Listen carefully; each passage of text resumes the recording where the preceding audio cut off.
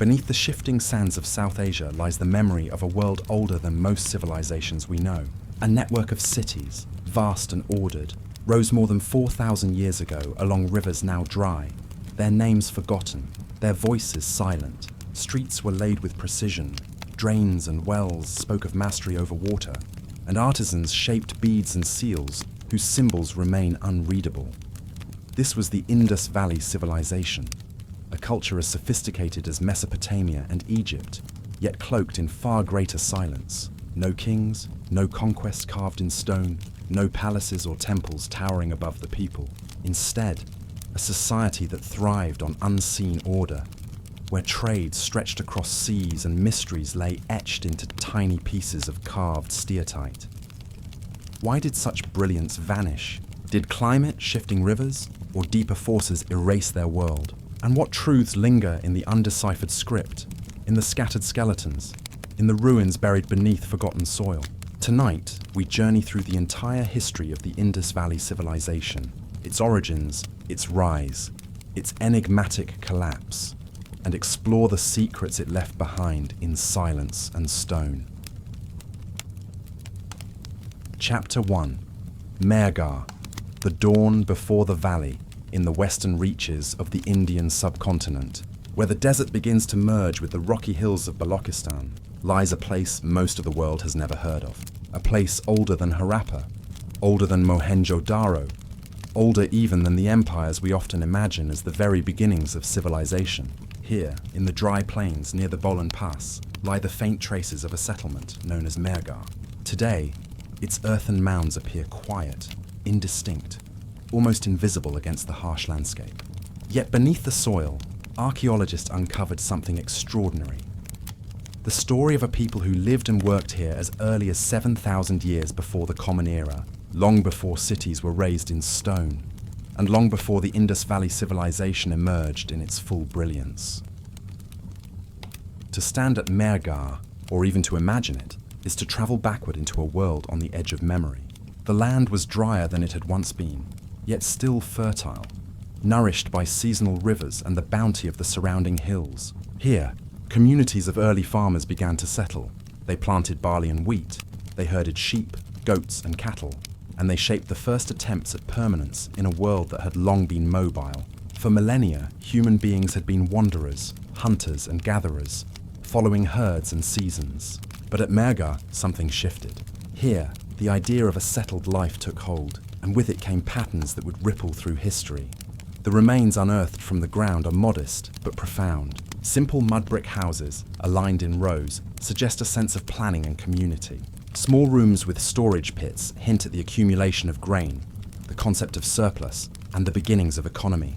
Clay figurines, often of women with exaggerated features, speak to early spiritual beliefs, perhaps fertility cults, perhaps echoes of a mother goddess. Beads carved from shell, lapis, and turquoise reveal an aesthetic consciousness, not merely survival, but adornment, identity, and trade. These artifacts whisper of a people who did not simply exist, but who created, exchanged, and expressed. Archaeologists found in Mehrgarh one of the earliest known examples of dentistry, drilled molars in the teeth of individuals who lived here nearly 9,000 years ago. The precision of this act suggests not only skill, but knowledge passed from one generation to another. And this, too, is part of Mehrgarh's enigma. It was not merely a cluster of huts in the desert. It was a site where knowledge accumulated, where traditions took shape, where the spark of something larger flickered into being. Yet, despite its importance, Mehrgarh is rarely spoken of in the grand narratives of world history. In classrooms across the globe, children learn of Egypt and Mesopotamia, of pyramids and ziggurats. The Indus Valley is mentioned, sometimes briefly, often overshadowed. And Mehrgarh, this ancient seed from which the Indus may have sprung, is left in near silence. Why is that so? Perhaps because the story it tells is not one of conquest or empire, but of quiet beginnings. Or perhaps because its secrets do not fit easily into the timelines we have been taught. The evidence suggests a slow and steady evolution, from small farming hamlets to larger villages, from the shaping of beads to the weaving of cloth, from hand-molded pottery to the wheel. By 5000 BCE, the people of Mehrgarh were using domesticated cotton, the first evidence of cotton cultivation anywhere in the world. This single discovery reminds us how far-reaching their influence might have been. Cotton would clothe empires, transform economies, and shape global history. Yet its story begins here, in the soil of Mehrgarh. The figurines, too, grow more sophisticated across the centuries. Early models are simple, with pinched forms and rough features. Later, they become detailed, adorned with jewelry, hairstyles, and deliberate expression. What do they represent? Were they offerings to unseen deities? Were they tokens of fertility, guardians of the household, or something we cannot name? Archaeology offers fragments, but the whole remains veiled. The figurines look back at us across 9,000 years, but their meaning lies just beyond our grasp. And this is the haunting beauty of Mehrgarh. It is both known and unknown, tangible and mysterious. We can touch the beads, weigh the grain, analyze the bones, but the inner life of the people, their stories, their beliefs, their sense of the sacred, eludes us. They left no texts, no monuments inscribed with names, no palaces carved into stone, only earth, clay, and fragments. Yet those fragments may be more powerful than any royal inscription, because they speak of ordinary people, ancestors whose lives were both fragile and enduring. Some scholars argue that Mehrgarh evolved directly into the Indus Valley Civilization, that the same cultural stream widened into the great rivers of Harappa and Mohenjo-daro. Others suggest it was only one among many, a node in a wider network of Neolithic experiments scattered across Asia. Perhaps both are true. Perhaps Mehrgarh was part of a greater web, a forgotten map of human settlements, some of which survived, others of which disappeared, leaving only faint traces beneath the dust. Standing at this threshold, we must ask, was Mehrgarh a beginning or merely one chapter in a longer cycle? Did its people carry the seeds of a civilization that would later flower along the Indus? Or did they themselves inherit fragments from even older traditions, now erased by time? When archaeologists excavated the site, they unearthed not only artifacts but also burials. The dead were interred with care, some with ornaments of shell and stone, others with offerings of pottery. The graves suggest ritual, memory, and continuity, the sense that life and death were bound together in meaning. What were their beliefs about the afterlife? Did they imagine realms beyond the horizon, or did they honor the cycle of Earth itself? No inscriptions remain to answer, only the stillness of bones and the objects placed at their side. Mehrgarh's decline is as mysterious as its rise. By the 4th millennium BCE, its prominence faded. The reasons are debated. Did shifting rivers alter the land's fertility? Did new populations arrive, blending and transforming the culture? Or did the settlement simply evolve, its traditions carried forward into new cities that would soon rise in the Indus Valley? Archaeologists cannot say with certainty. What is clear is that by the time Harappa and Mohenjo-daro flourished, Mehrgarh had become a memory, not entirely gone, but absorbed into something larger. Today, Mehrgarh rests in silence. Its mounds are fragile, exposed to wind and erosion, guarded only by the knowledge preserved in excavation reports and museums. Yet within its soil lies a truth that should not be overlooked, that civilization does not always begin with monuments, with kings, or with conquest. Sometimes it begins quietly with a bead, a figurine, a seed planted in the earth. As we begin our journey into the history of the Indus Valley Civilization, Mehrgarh stands as the prologue, a dawn before the valley. It is here that we glimpse the first outlines of a story that would grow into one of the most enigmatic civilizations of the ancient world. And yet, as with all beginnings, it raises more questions than it answers. What else lies hidden beneath the soil of forgotten lands? How many other Mehrgarhs, unknown and unexcavated, lie waiting in silence, holding the memory of humanity's earliest chapters? The answers remain uncertain, but the questions themselves are the path forward. And so, from Mehrgarh, we continue deeper into the ruins, following the quiet thread of a civilization whose voice has not yet been fully heard. Chapter 2, Harappa, the first great city in the heart of the Punjab plains, where fields of wheat and mustard stretch to the horizon, and the air is heavy with the rhythm of the Sutlej and Ravi rivers, lie the ancient mounds of Harappa. Today, the site appears modest to the untrained eye, an uneven rise of earth and scattered brick.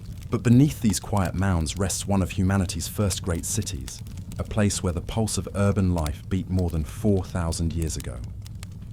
When archaeologists first began to uncover Harappa in the 1920s, they were not prepared for what they found. Beneath layers of dust and silence, they revealed streets laid in precise grids, wide enough for carts to pass, lined with houses built from baked brick. It was not the chaotic sprawl one might expect of the ancient world, but a place designed with intention, as if guided by a vision of order. Straight lines, right angles, careful proportions. A city that seemed, in its very geometry, to echo a deeper understanding of balance and control. Harappa's architecture speaks of permanence. Unlike sun-dried mud bricks that crumble with the passing of seasons, here were baked bricks, hardened in kilns, uniform in size and shape. Each brick measured with a ratio that would echo across the Indus world, 1 to 2 to 4. A quiet code, repeated across houses, walls and drains, binding the city together in a rhythm of numbers. It is as though mathematics itself had been laid into the foundations, silently ensuring harmony between home and street, between public and private life. One of the most astonishing revelations of Harappa was not its houses nor its granaries, but its drains. Long, covered channels ran beneath the streets, carrying waste away from homes into larger sewers. Each household was connected, each drain carefully sealed with brick slabs that could be lifted for cleaning. Even the smallest dwellings had their own bathing platforms, their own water wells, their own connection to the greater system. The sophistication of this sanitation would not be rivaled until the aqueducts of Rome more than 2,000 years later. And yet, here it was, quietly operating in the Bronze Age, in a city without kings. Because this is perhaps Harappa's greatest enigma. Where are the rulers? Where are the temples, the palaces, the statues of gods or kings carved in stone? Archaeologists found none. No pyramids rising over the streets. No grand ziggurats piercing the sky. No thrones or monuments celebrating the victories of conquerors. Instead, Harappa seemed to thrive without visible rulers. Its order was invisible, its authority unspoken. This absence has puzzled scholars for nearly a century.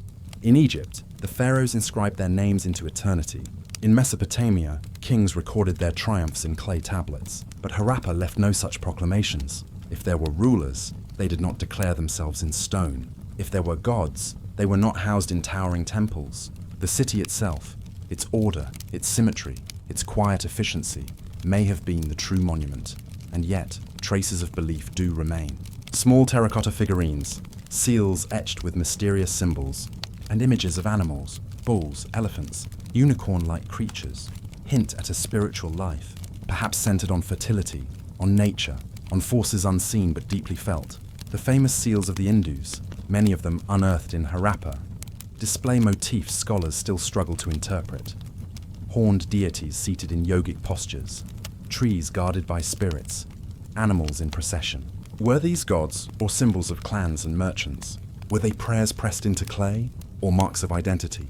The script carved upon them remains undeciphered, each tiny symbol a closed door, each seal a silent voice.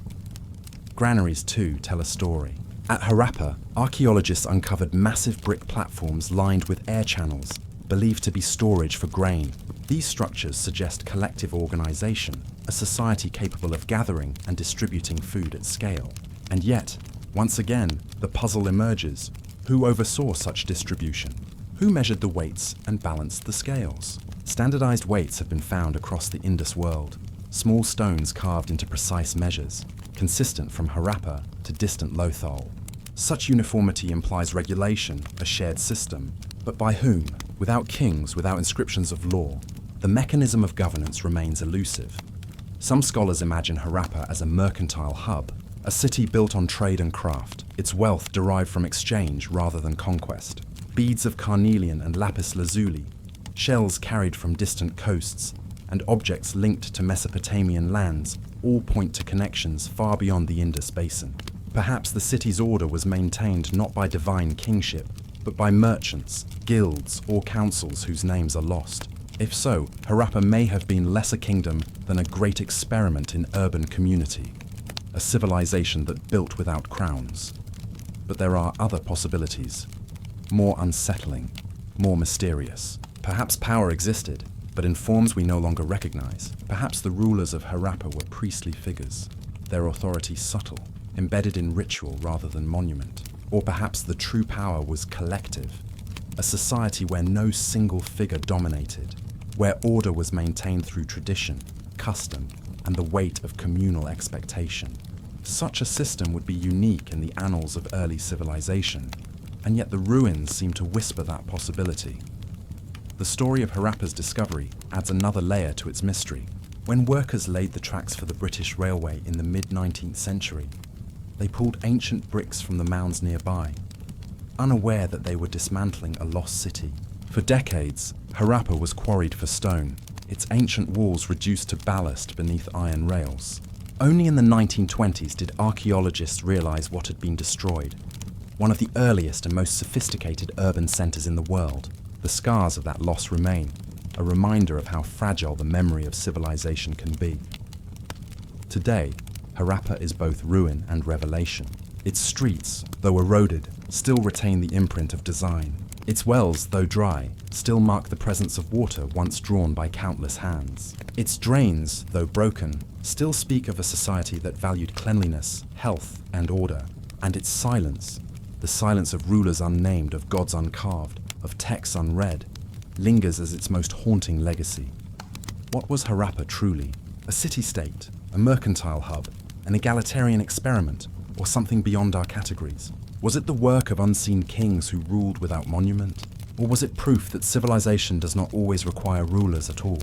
The evidence lies scattered in bricks and beads, in seals and skeletons, but the answers remain veiled, and so, Harappa stands as the first great city of the Indus Valley Civilization, not merely because it was discovered first, but because it challenges us to reconsider what civilization means. Here, power is hidden, wealth is shared, and order arises not from conquest, but from design. It is a city that asks more than it tells, a city whose silence speaks louder than the proclamations of empires.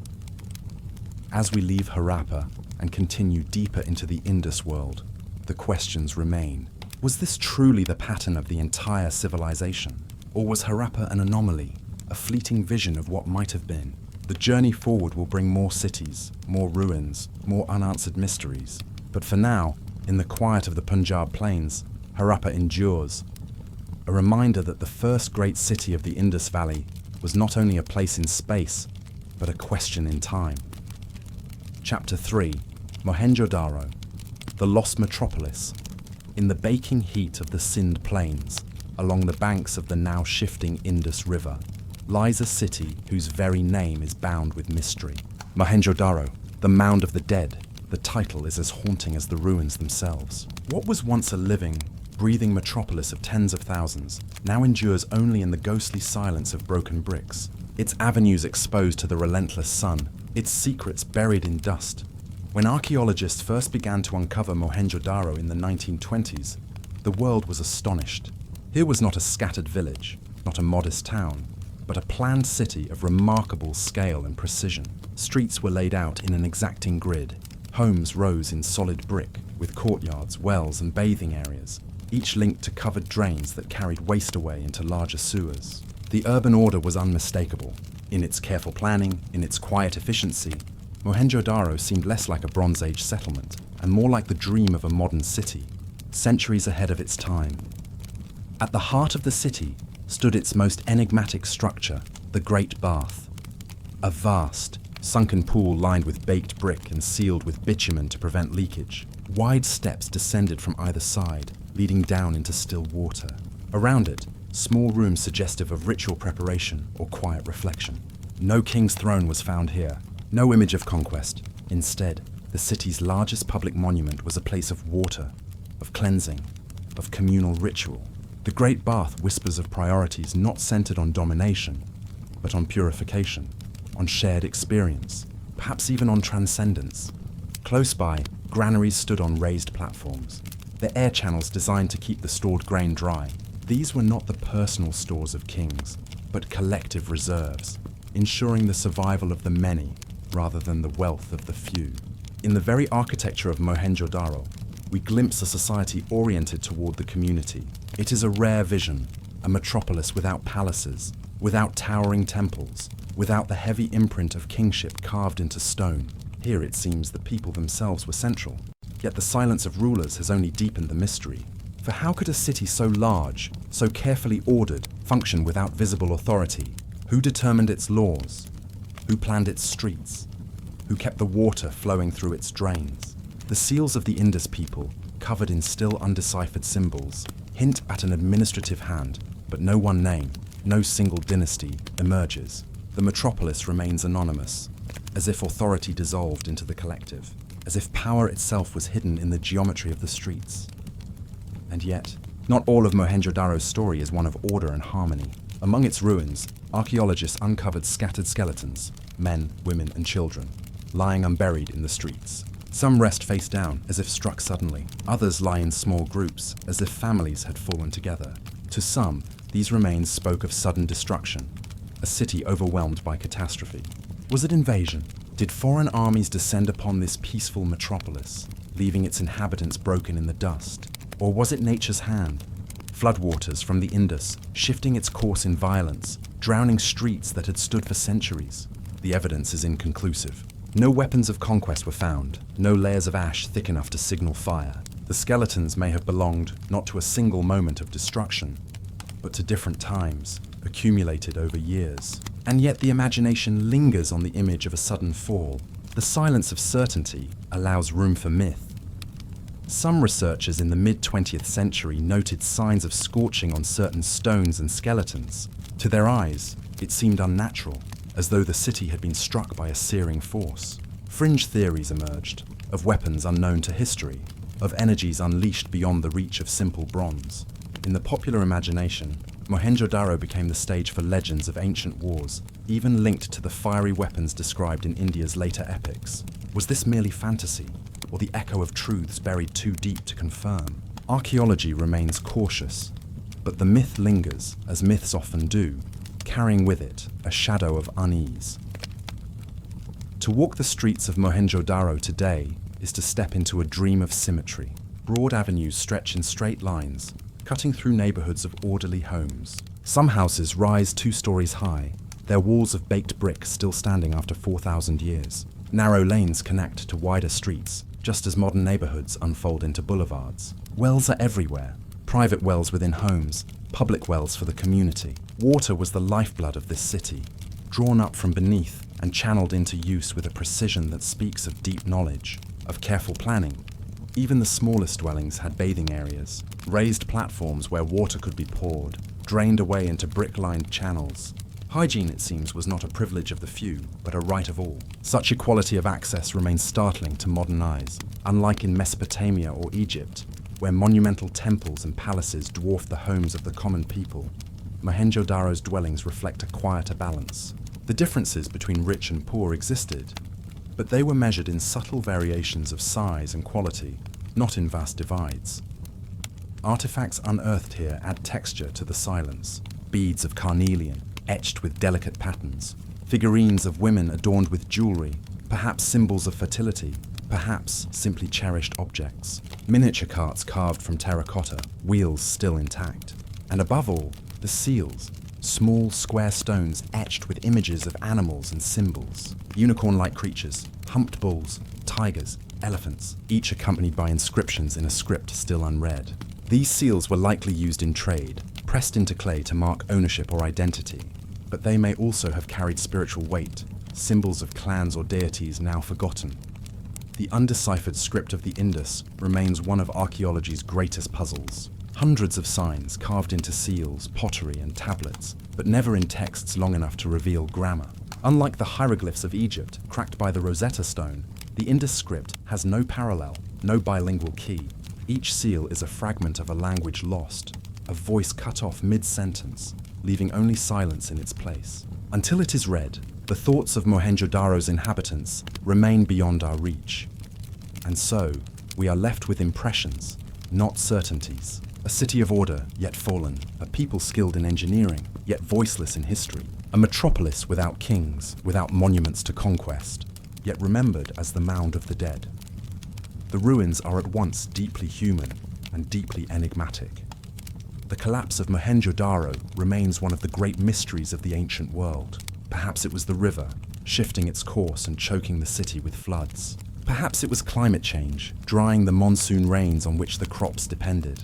Perhaps it was disease or famine or conflict too subtle to leave its mark in stone. Or perhaps it was many things together, the slow unraveling of a delicate balance until the city could no longer endure. Whatever the cause, by around 1900 BCE, the metropolis was abandoned. The Great Bath stood empty, its steps gathering dust. The drains ran dry, the granaries crumbled, and the voices of tens of thousands fell silent. Yet the city remains, not merely as ruin, but as mirror. In its quiet bricks we glimpse questions about our own world, about power and its absence, about community and its fragility, about how civilizations rise and how they fall. Mohenjo-daro endures not only as an archaeological site, but as a riddle written into the earth, asking what it means to build, to live, and to vanish.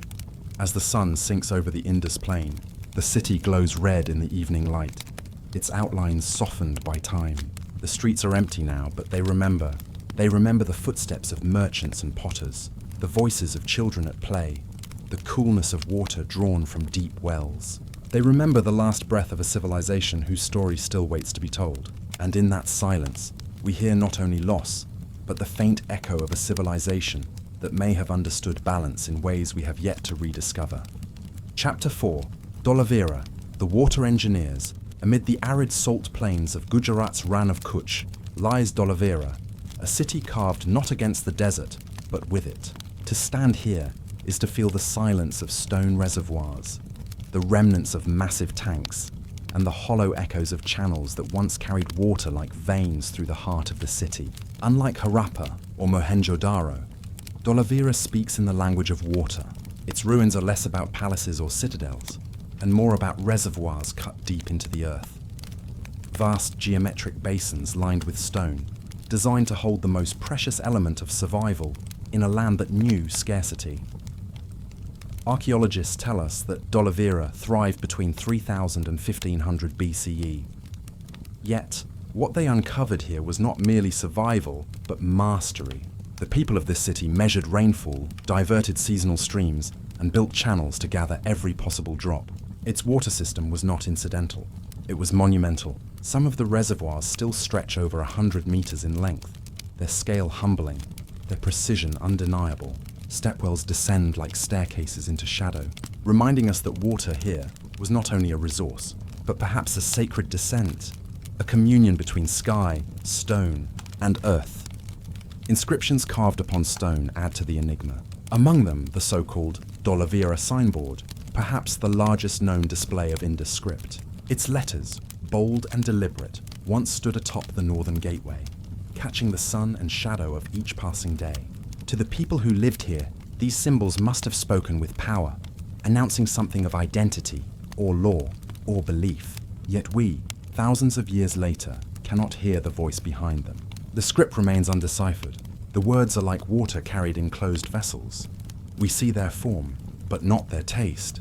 The city itself was shaped in 3 divisions: a citadel, a middle town, and a lower town, each outlined by massive walls of stone. This tripartite division seems deliberate, as though hierarchy was built into the very earth. Yet unlike the palatial cities of Mesopotamia or Egypt, there are no towering temples, no royal tombs.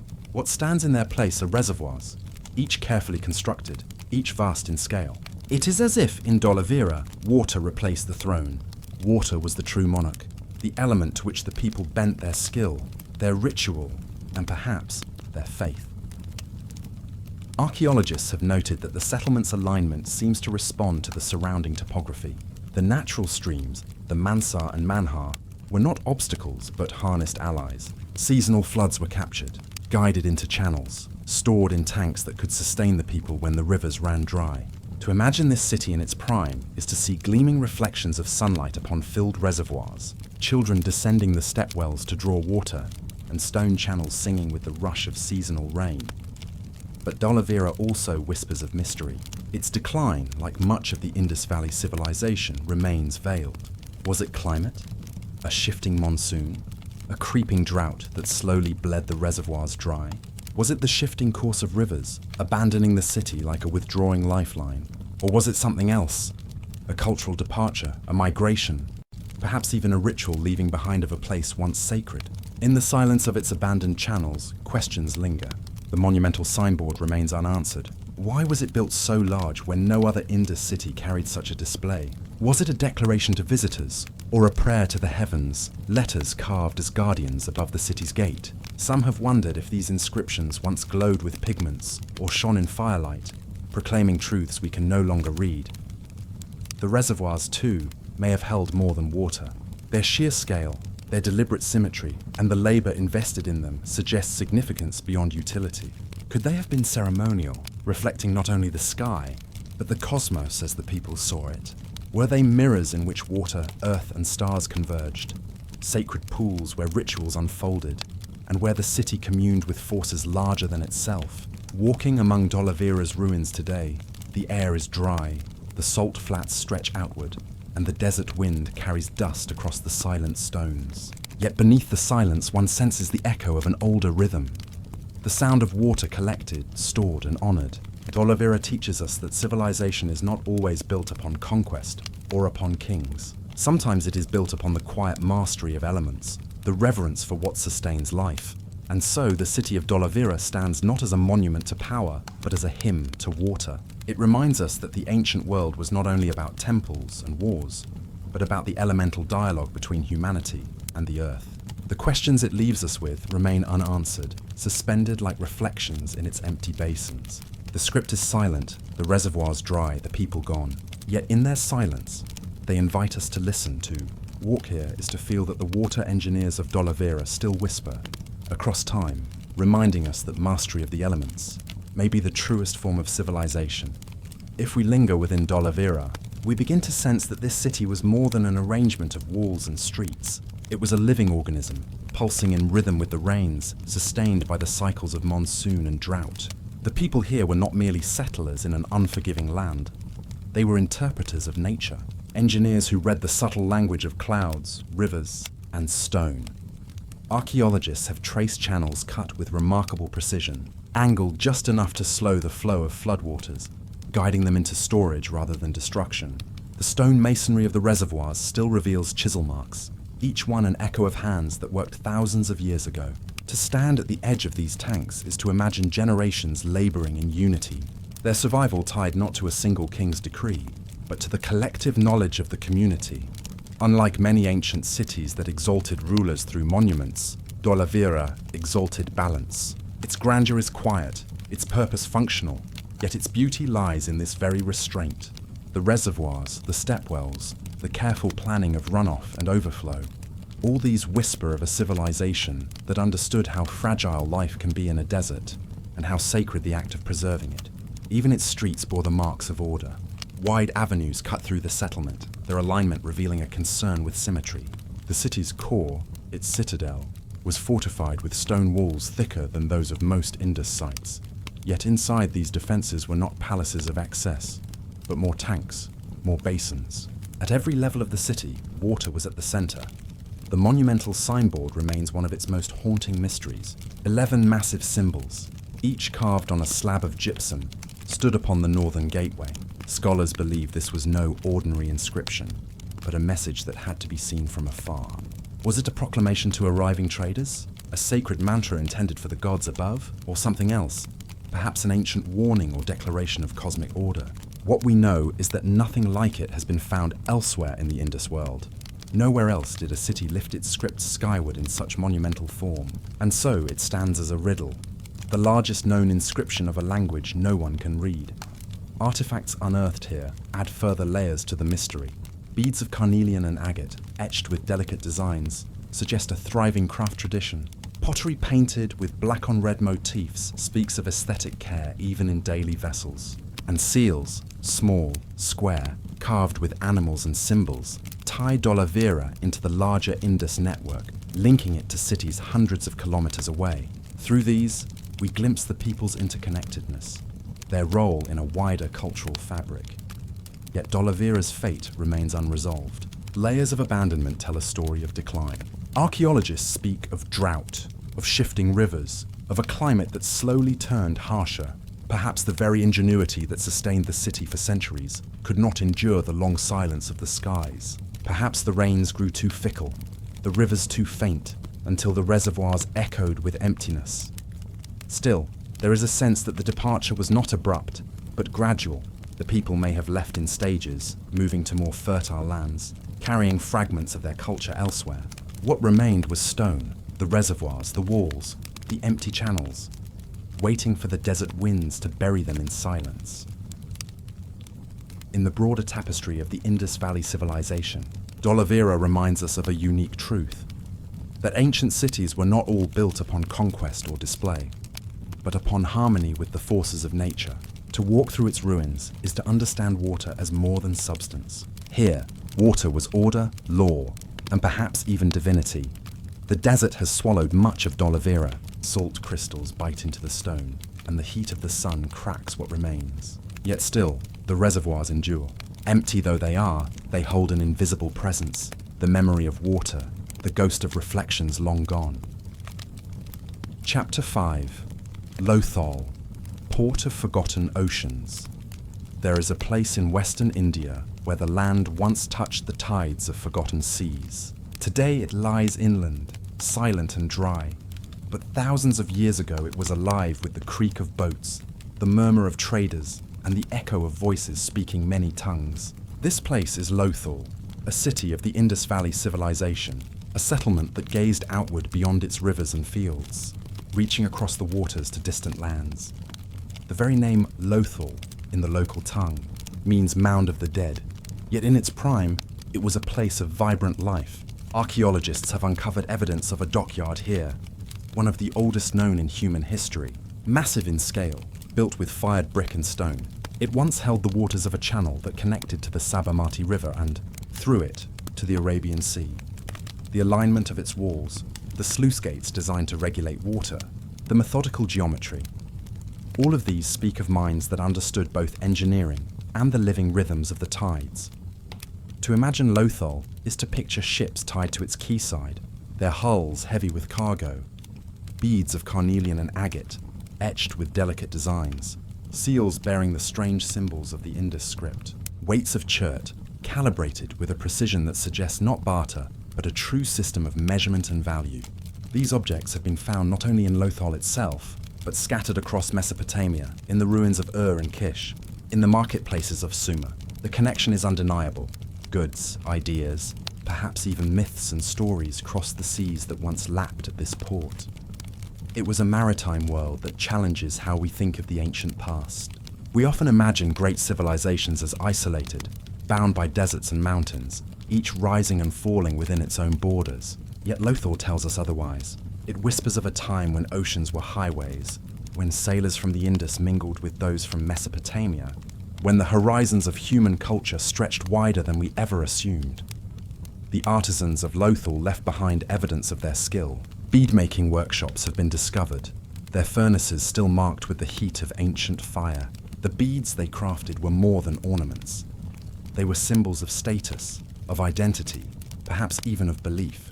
To hold one is to touch the hand of an Indus craftsman, steady and patient, shaping stone into something meant to endure. The seals are no less enigmatic. Square, carved with animals and symbols, they were likely used to mark goods in trade.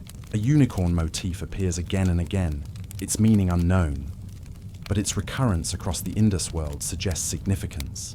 Were these emblems of clans, or spiritual icons, or something else entirely? The mystery endures. Weights too, found in abundance, reveal a mind attuned to order.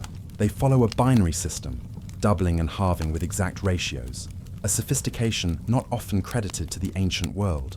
They suggest regulation, a marketplace not left to chance, but organized under a system of trust and accountability. And yet, for all its brilliance, Lothal did not last. The dockyard, once filled with water, eventually silted up. Shifts in the river may have cut it off from the sea. Some layers of the settlement suggest floods, others drought. Perhaps nature itself betrayed the city, silencing the trade routes it had sustained. Or perhaps the decline of the wider Indus world, the slow unraveling of its urban networks, left ports like Lothal stranded, without the lifeblood of commerce. Archaeologists find signs of abandonment. Streets once lined with workshops grew empty. The dock, once a symbol of connection, became a hollow basin. In time, the desert winds carried dust into its walls, erasing the sound of waves that had once touched its stone. Yet to walk among its ruins today is to feel its memory. The outlines of houses, the remnants of drains, the great rectangle of the dockyard, all still visible, all still echoing with the rhythm of forgotten waters. The silence here is heavy, but it is not empty. It carries within it the ghost of oceans, the memory of sails billowing against monsoon winds, the distant call of traders arriving from lands we once thought unconnected. What if the mariners of Lothal were more than merchants? What if they were custodians of a deeper maritime tradition, one that reached farther than Mesopotamia, perhaps even to Africa's shores, or beyond into seas we rarely imagine in connection with the Indus? Ancient maps from later civilizations speak of lands long before they were discovered anew. Could some fragment of those charts, some half-forgotten story of navigation, trace its origin to harbours like this? We cannot know with certainty. The sea has swallowed much of the evidence. Shorelines have shifted, rivers have changed course, and the fragile records of an undeciphered script remain silent. But the imagination lingers on the possibility. A possibility that Lothal was not simply a provincial port, but part of a far older, far wider web of human movement across the waters of the world. When we look at Lothal, we are reminded that civilization is not only about land. It is also about seas, about tides, about the courage to step into the unknown. The people of Lothal did so, and through their dockyard, their beads, their seals, they left us fragments of their story. Tonight, as we drift deeper into their memory, we let the silence of the desert fade. We imagine the sound of waves returning, filling the dock with living water. We imagine the lanterns of ships glowing in the dusk, their crews preparing for voyages into the dark beyond the horizon. We imagine Lothal not as a ruin, but as it once was, alive, connected, breathing with the rhythm of the sea. And then, gently, we return to the present, to the empty basin, the quiet stones, the soft whisper of wind across the site. Lothal is gone, but the ocean it once embraced still carries echoes of its mariners. Somewhere in the deep, their memory drifts, waiting to be remembered. To linger at Lothal is to realize that a port is never just a place of ships and trade. It is a threshold, a meeting ground between land and sea, between the familiar and the unknown. For the people who once lived here, the dockyard was not only an engineering feat, but a living artery. It brought wealth, yes, but it also brought stories, strangers, and the slow weaving together of cultures. Archaeologists have found traces of everyday life that hint at this constant flow. Streets were lined with brick-paved houses, some with private wells and bathrooms, luxuries that speak of prosperity.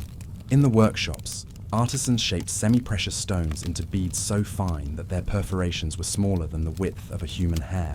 The precision required was astonishing, suggesting not only advanced tools, but knowledge carefully passed down through generations. The finished beads were polished to a deep, glowing shine, their surfaces catching the light like drops of frozen sunlight. These were treasures carried across oceans, exchanged hand to hand until they adorned the necks of kings in distant lands. In the heart of the city, storage rooms held goods ready for shipment: ivory, shells, metals, and pottery. The seal impressions found here reveal symbols that must have carried meaning, marks of ownership, emblems of trust. To press a seal into clay and send it across the sea required confidence that someone on the other shore would understand. It required networks of recognition, agreements older than writing, or perhaps agreements carried through writing we have yet to decipher. The dock itself, rectangular and immense, may have held fleets of ships. Its design shows a deep understanding of hydraulics, with a sluice to control water levels. Some scholars wonder whether it was more than a dock, perhaps also a reservoir, a guardian against the unpredictability of floods. To the people of Lothal, water was not only a medium of trade, but a force to be mastered, respected, and perhaps even revered. And yet, for all the artifacts of trade, what lingers most is the sense of connection. The objects of Lothal were not meant only for its own inhabitants. They were made to move, to travel, to carry with them the identity of their makers into foreign worlds. A bead discovered in Mesopotamia is more than a piece of jewelry. It is a whisper of Lothal's presence, a reminder that the Indus people were not isolated farmers, but global navigators in their own time. Across myths and traditions, seas often appear as boundaries between worlds. In Mesopotamian texts, the god Enki ruled over the abyssal waters, the source of wisdom and creation. In Vedic hymns, the ocean was a symbol of vastness, of the unknown beyond human grasp. The people of Lothal, standing at the edge of their dock, must have gazed at the horizon with a mixture of reverence and anticipation. Did they see the sea as a divine path, a mirror of the heavens above? Did their journeys carry not only goods but also sacred meanings? Rituals performed before each departure, prayers whispered to unseen deities of tide and storm. Comparisons rise when we look outward. To the west, Mesopotamian ports like and the fabled land of Dilmun, in present-day Bahrain, also thrived on maritime exchange. Tablets from those lands speak of ships from Meluha, a name believed to mean the Indus region. If so, then the mariners of Lothal were known across the seas, remembered in the language of another civilization. The similarity of weights and measures across these lands suggests standardization, a kind of ancient global order, fragile yet remarkably advanced. Chapter 6. Kalibangan. The fire altars at the edge of the desert, where the sands of Rajasthan meet the winding course of the ancient Gaga River, lies the quiet city of Kalibangan. Today, the winds sweep gently across mounds of brick and clay, eroded walls that no longer hold the noise of markets or the rhythm of footsteps. Yet within these broken outlines rests one of the most enigmatic discoveries of the Indus world, the fire altars of Kalibangan. Unlike the orderly streets of Mohenjo-daro or the maritime precision of Lothal, Kalibangan whispers of a different focus. Here, beneath layers of sand, archaeologists uncovered something unexpected. A row of brick-lined fire pits, carefully constructed, aligned with deliberation. These were not casual hearths for warmth or cooking. Their arrangement, their shaping, and their repetition spoke of purpose beyond the domestic. They were altars, or something very close to it. The discovery unsettled the prevailing image of the Indus civilization. For decades, scholars described the Indus people as pragmatic, secular and practical, builders of drainage systems, engineers of standardized weights, traders who left behind seals but few clear signs of temples or shrines. And yet, here at Kalibangan, fire itself seems to have been enshrined, invited, contained within the geometry of bricks. The fire altars evoke associations both near and far. In the later Vedic traditions of the subcontinent, fire was the sacred messenger, the living channel between the human and the divine. Agni, the fire god, consumed offerings and carried them to the heavens. Ritual pits, brick-lined and precisely arranged, became the very heart of Vedic sacrifice. Were the structures at Kalibangan ancestral echoes of these rites, or were they born of an entirely different worldview, now vanished except for these traces? The altars are not isolated. Around them, excavators found ritual wells, small water sources seemingly dedicated to ceremonial use rather than everyday life. In many traditions, fire and water stand as opposites, the destroyer and the purifier, the consuming and the cleansing. At Kalibangan, they stand side by side, hinting at a symbolic duality, perhaps central to the city's spiritual practice. One can imagine the scene thousands of years ago, the fire pits glowing under the open sky, flames rising against the backdrop of the desert wind. People gathered, not in monumental temples, but in open courtyards, where the elemental forces of fire and water could be seen and felt. The rituals performed here are unknown to us, their chants unrecorded, their gestures forgotten. And yet, the architecture itself speaks, carrying forward an outline of belief. The significance of this is profound. For the Indus world, where so much remains silent, no deciphered script, no monumental temples, Kalibangan offers a rare glimpse into the spiritual life of its people. The presence of fire altars suggests that religion was not absent, only subtle, woven into civic and domestic life in ways that elude the grand symbols of later civilizations. Comparative echoes emerge across time and geography. In Mesopotamia, fire was associated with the hearth goddess and the divine spark. In Zoroastrian tradition, which arose in neighboring Persia centuries later, sacred fires became central to worship, maintained eternally within their temples. Across cultures, fire was rarely mundane. It was a living presence, both feared and revered, a mediator between mortality and eternity. The debate among archaeologists remains unresolved. Some see Kalibangan as evidence of cultural overlap, a meeting ground between the Indus traditions and the early Indo-Aryan rituals that would later crystallize into the Vedic system. Others argue that the altars represent an indigenous, independent tradition, one that paralleled but did not directly shape the later Vedic fire sacrifices. The truth is elusive, hidden in layers of sand and time. Kalibangan also holds traces of earlier settlement, stretching back to a pre-Harappan phase. In those layers, evidence of ploughed fields has been found, perhaps the oldest archaeological proof of deliberate furrowing in South Asia. Agriculture, ritual, and settlement were intertwined here from the beginning. The city's planners built with mud bricks, its people cultivated the land, and somewhere within their daily life, they raised fires in ordered rows. The combination suggests a worldview in which work, ritual, and survival were not separate domains, but facets of a single rhythm of life. The altars themselves invite questions beyond archaeology. Was fire here merely a tool of offering, or did it represent something larger?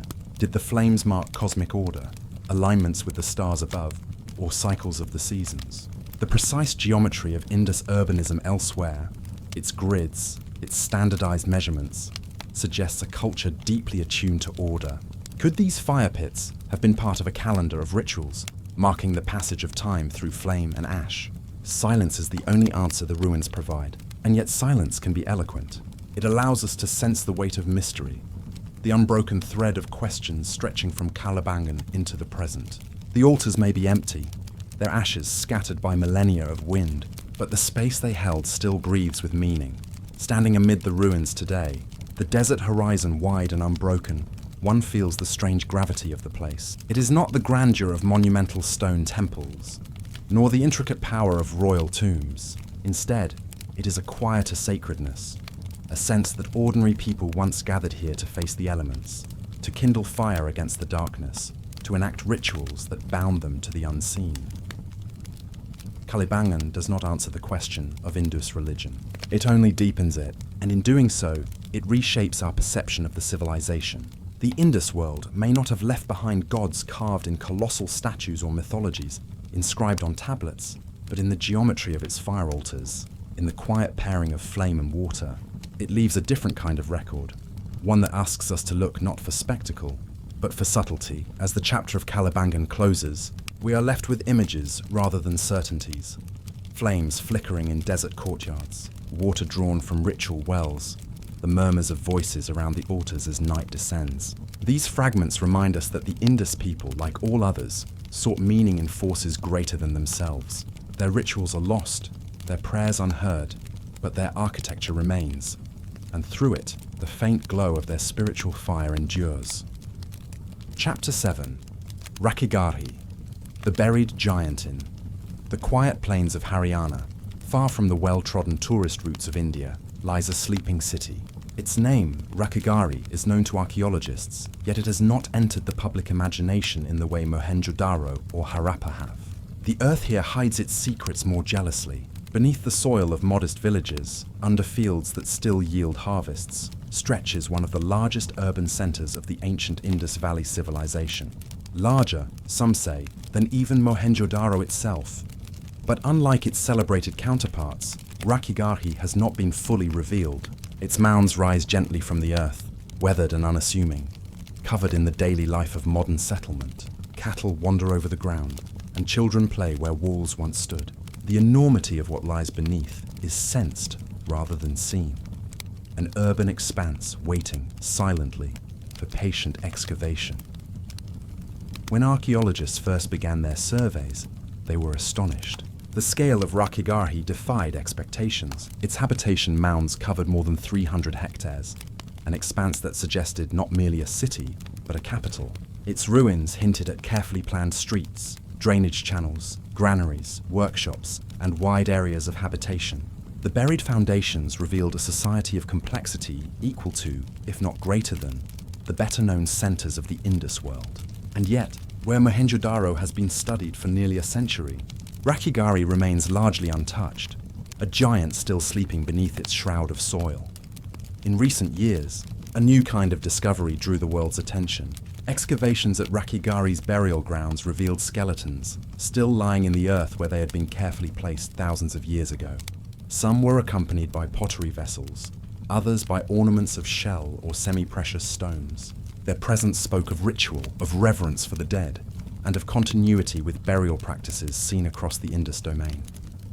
It was from these bones that scientists attempted to draw out whispers of the past, not in stone or clay, but in strands of ancient DNA. The results were fragmentary, but even fragments carry weight. Early studies suggested that the people of Rakhigarhi shared genetic affinities with populations across the wider Indus realm, yet their ancestry carried no simple narrative. The findings entered into modern debates about the origins of South Asian peoples, whether they descended primarily from the ancient farmers of the subcontinent, or from later Indo-Aryan migrations, or from older, deeper layers of humanity whose stories remain almost invisible in the soil. The controversy grew because the stakes were more than scientific. History in this region has always been intertwined with identity, with questions of belonging, migration, and memory. The DNA of a woman buried in Rakhigarhi thousands of years ago became a subject of political debate in the present. Was she the descendant of ancient Harappan agriculturalists, whose roots lay in the subcontinent itself? Or was she part of a tapestry woven from multiple migrations, layers of ancestry blending across centuries? The data suggested one thing, interpretations another. The arguments, like the city itself, remain unfinished. Yet beyond the politics, the deeper mystery endures. Why has such a vast and important site been so little explored? If Rakhigarhi truly surpasses Mohenjo-daro in size, it may hold the keys to questions long unanswered. The structure of Indus governance, the nature of its economy, the rhythms of its ritual life, even the elusive meaning of its undeciphered script. And yet most of the city lies untouched, its secrets waiting beneath the villages and farmland that now cover it. Some reasons are practical. Excavation requires time, funding, and careful planning, especially when a living population already inhabits the site. To unearth Rakhigarhi would mean displacing families, rerouting livelihoods, and shifting the delicate balance between heritage and daily survival. But some reasons are less clear, hovering at the edge of silence. Is there reluctance to confront what might be found? Could the discoveries of Rakhigarhi challenge long-accepted timelines, or unsettle established narratives of the past? The site itself seems to exude patience, as if its very scale resists hasty probing. Its burial mounds wait, layer upon layer, like the pages of a book unread. From time to time, a trench is opened, a skeleton revealed, a shard of pottery lifted from the soil. These glimpses suggest the enormity of what lies beneath. One skeleton, unearthed with shell bangles still on her arms, evokes a woman of the Indus, adorned, perhaps respected, laid to rest with care. Another burial hints at kinship ties, bodies placed side by side. The smallest details, such as the orientation of graves, the presence of beads, or the marks on pottery, speak volumes about cultural continuity and difference, but they are only fragments of a much larger story.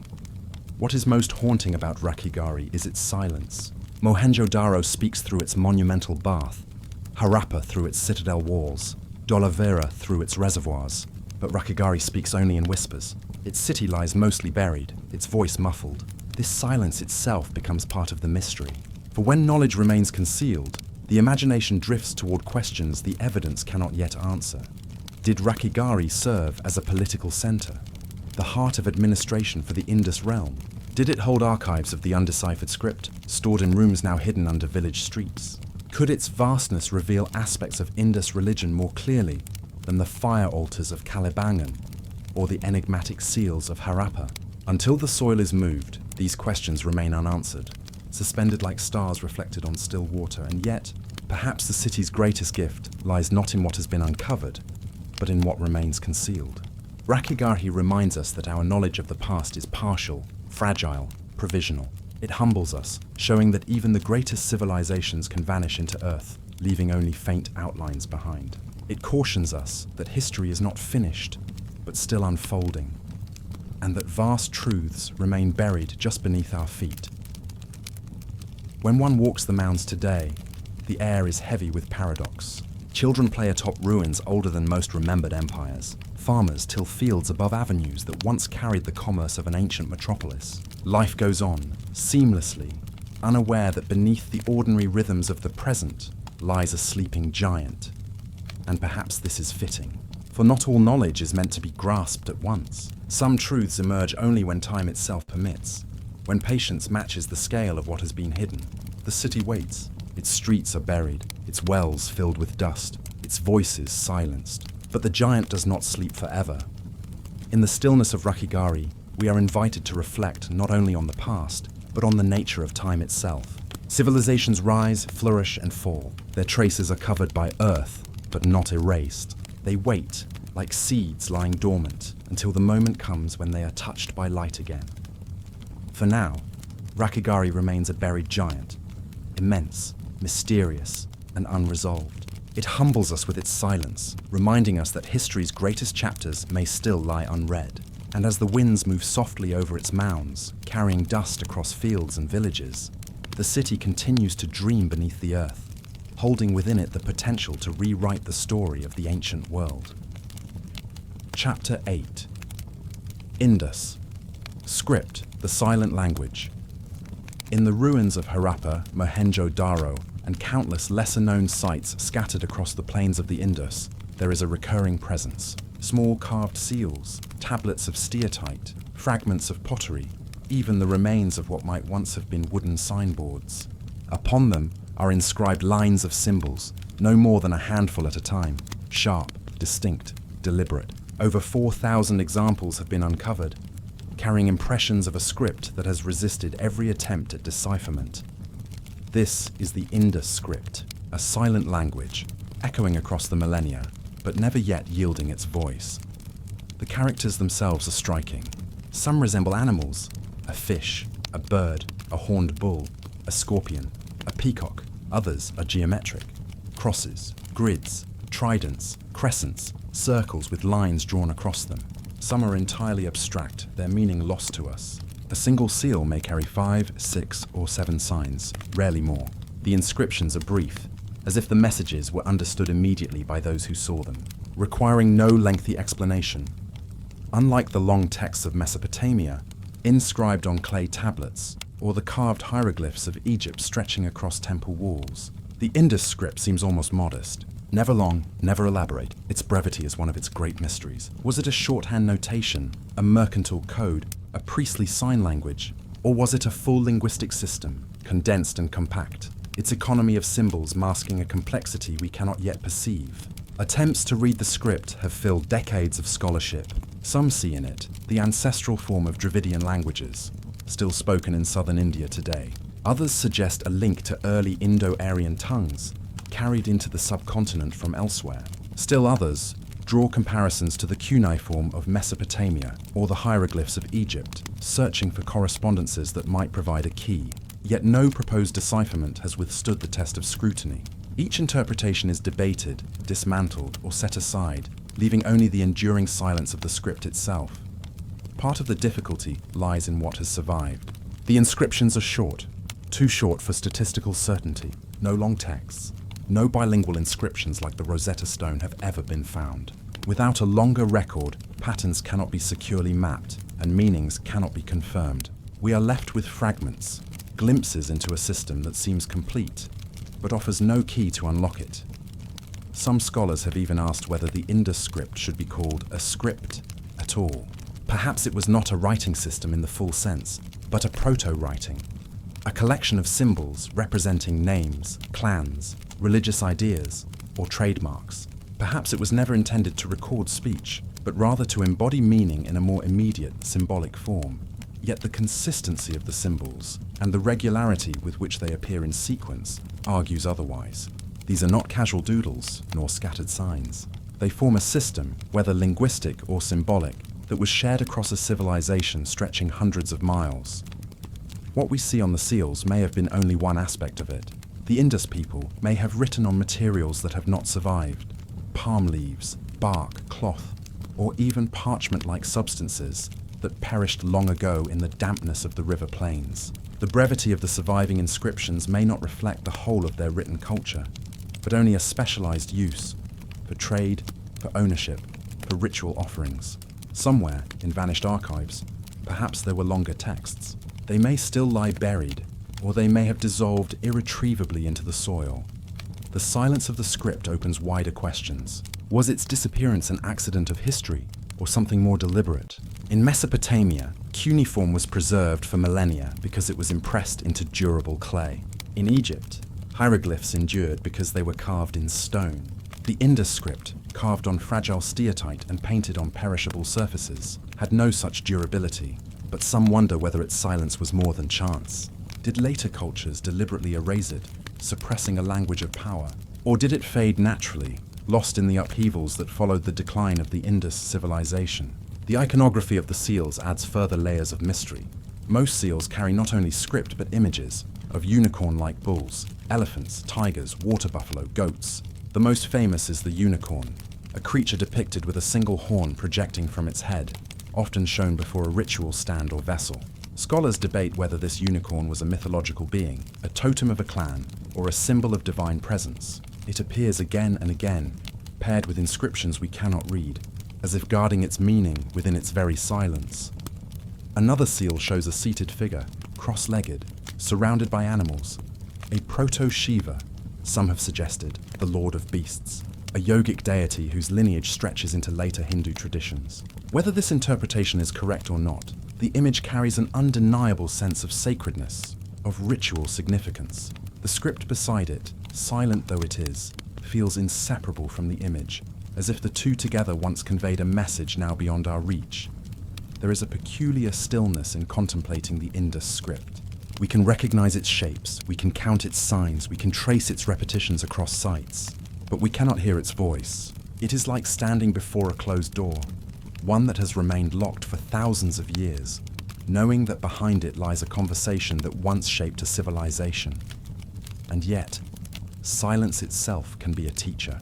The script reminds us that not all knowledge is available, that the past keeps secrets even from the most diligent seeker. It invites humility, reminding us that our frameworks of understanding may not be sufficient to grasp the ways of thinking in another age. We may be unequipped to hear it, or perhaps not yet ready. Some researchers hold hope that advances in technology will provide new pathways. Machine learning, statistical modeling, genetic studies of ancient populations, all may shed indirect light on the cultural context of the script. A breakthrough may yet come, though no one can predict how. For now, the Indus symbols remain where they began, carved into small objects, scattered across the ancient cities, their meanings withheld. When one stands in a museum before an Indus seal, the effect is striking. The object is small, often no larger than a coin.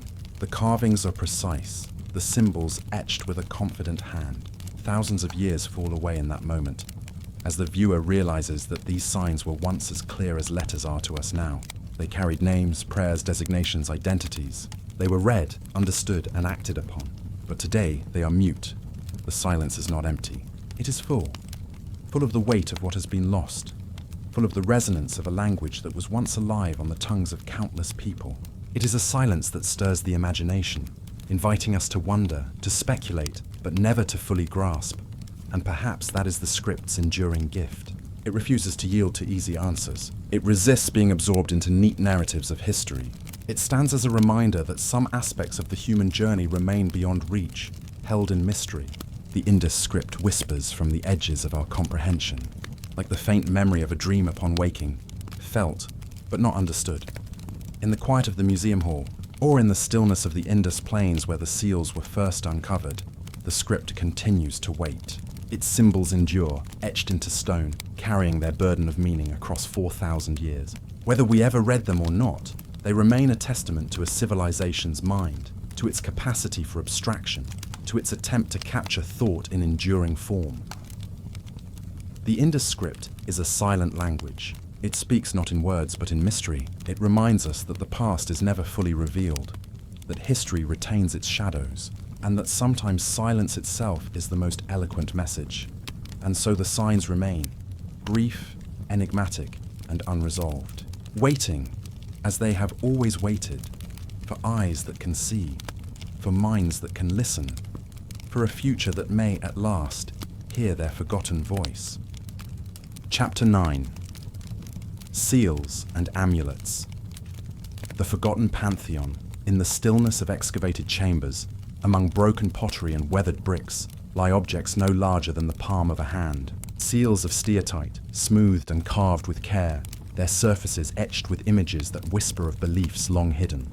They were pressed into clay to mark goods, to record transactions, to certify ownership. Yet, beyond their economic purpose, they carry something deeper. An unseen breath of the sacred, an echo of gods whose names are no longer spoken. Among them, the most haunting are those that bear figures. A horned man seated in a yogic pose, flanked by animals, his head adorned with towering horns that curve outward like crescents of the moon. Some see in him the early shadow of Shiva, lord of beasts, guardian of ascetics, master of wild creatures. Others resist such parallels, cautioning that we are imposing later gods upon older silence. And yet, the resonance lingers. The horned god seems to belong not just to the Indus, but to the long continuum of humanity's imagination, where animal and divinity are never far apart, close by.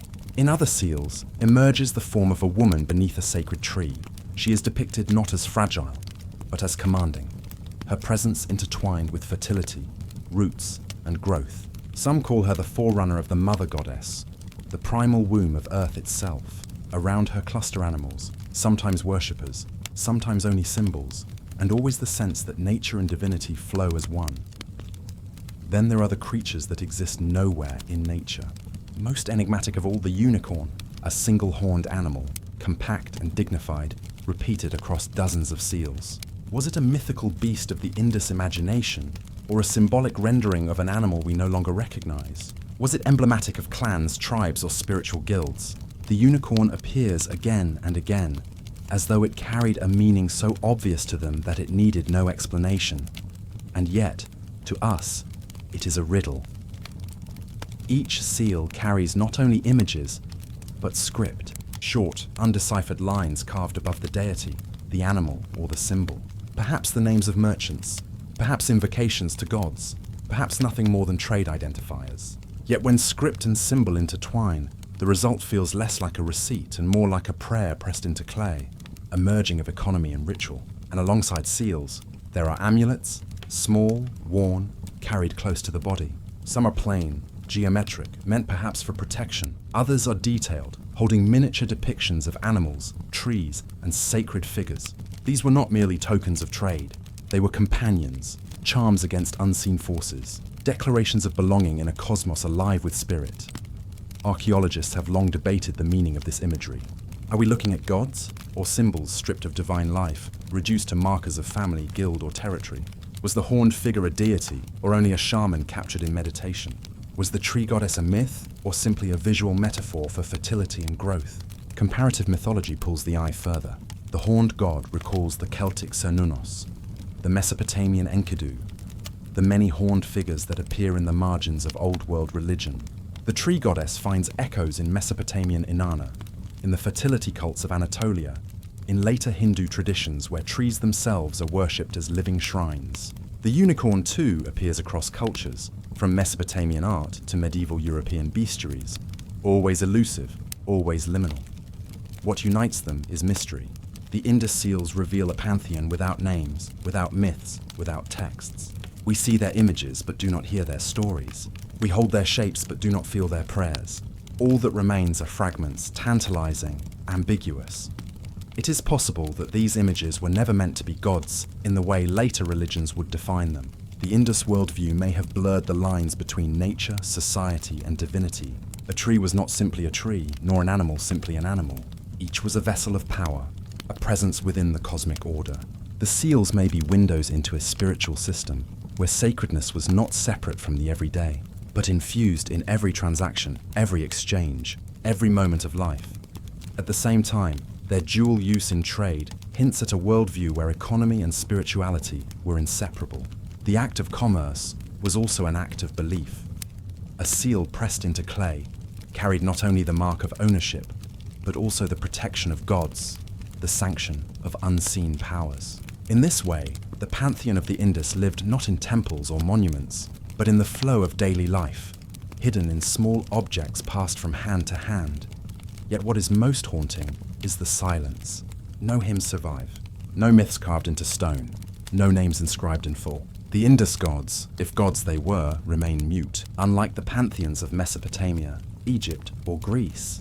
Here the deities leave no biographies, no dramas, no clear hierarchies.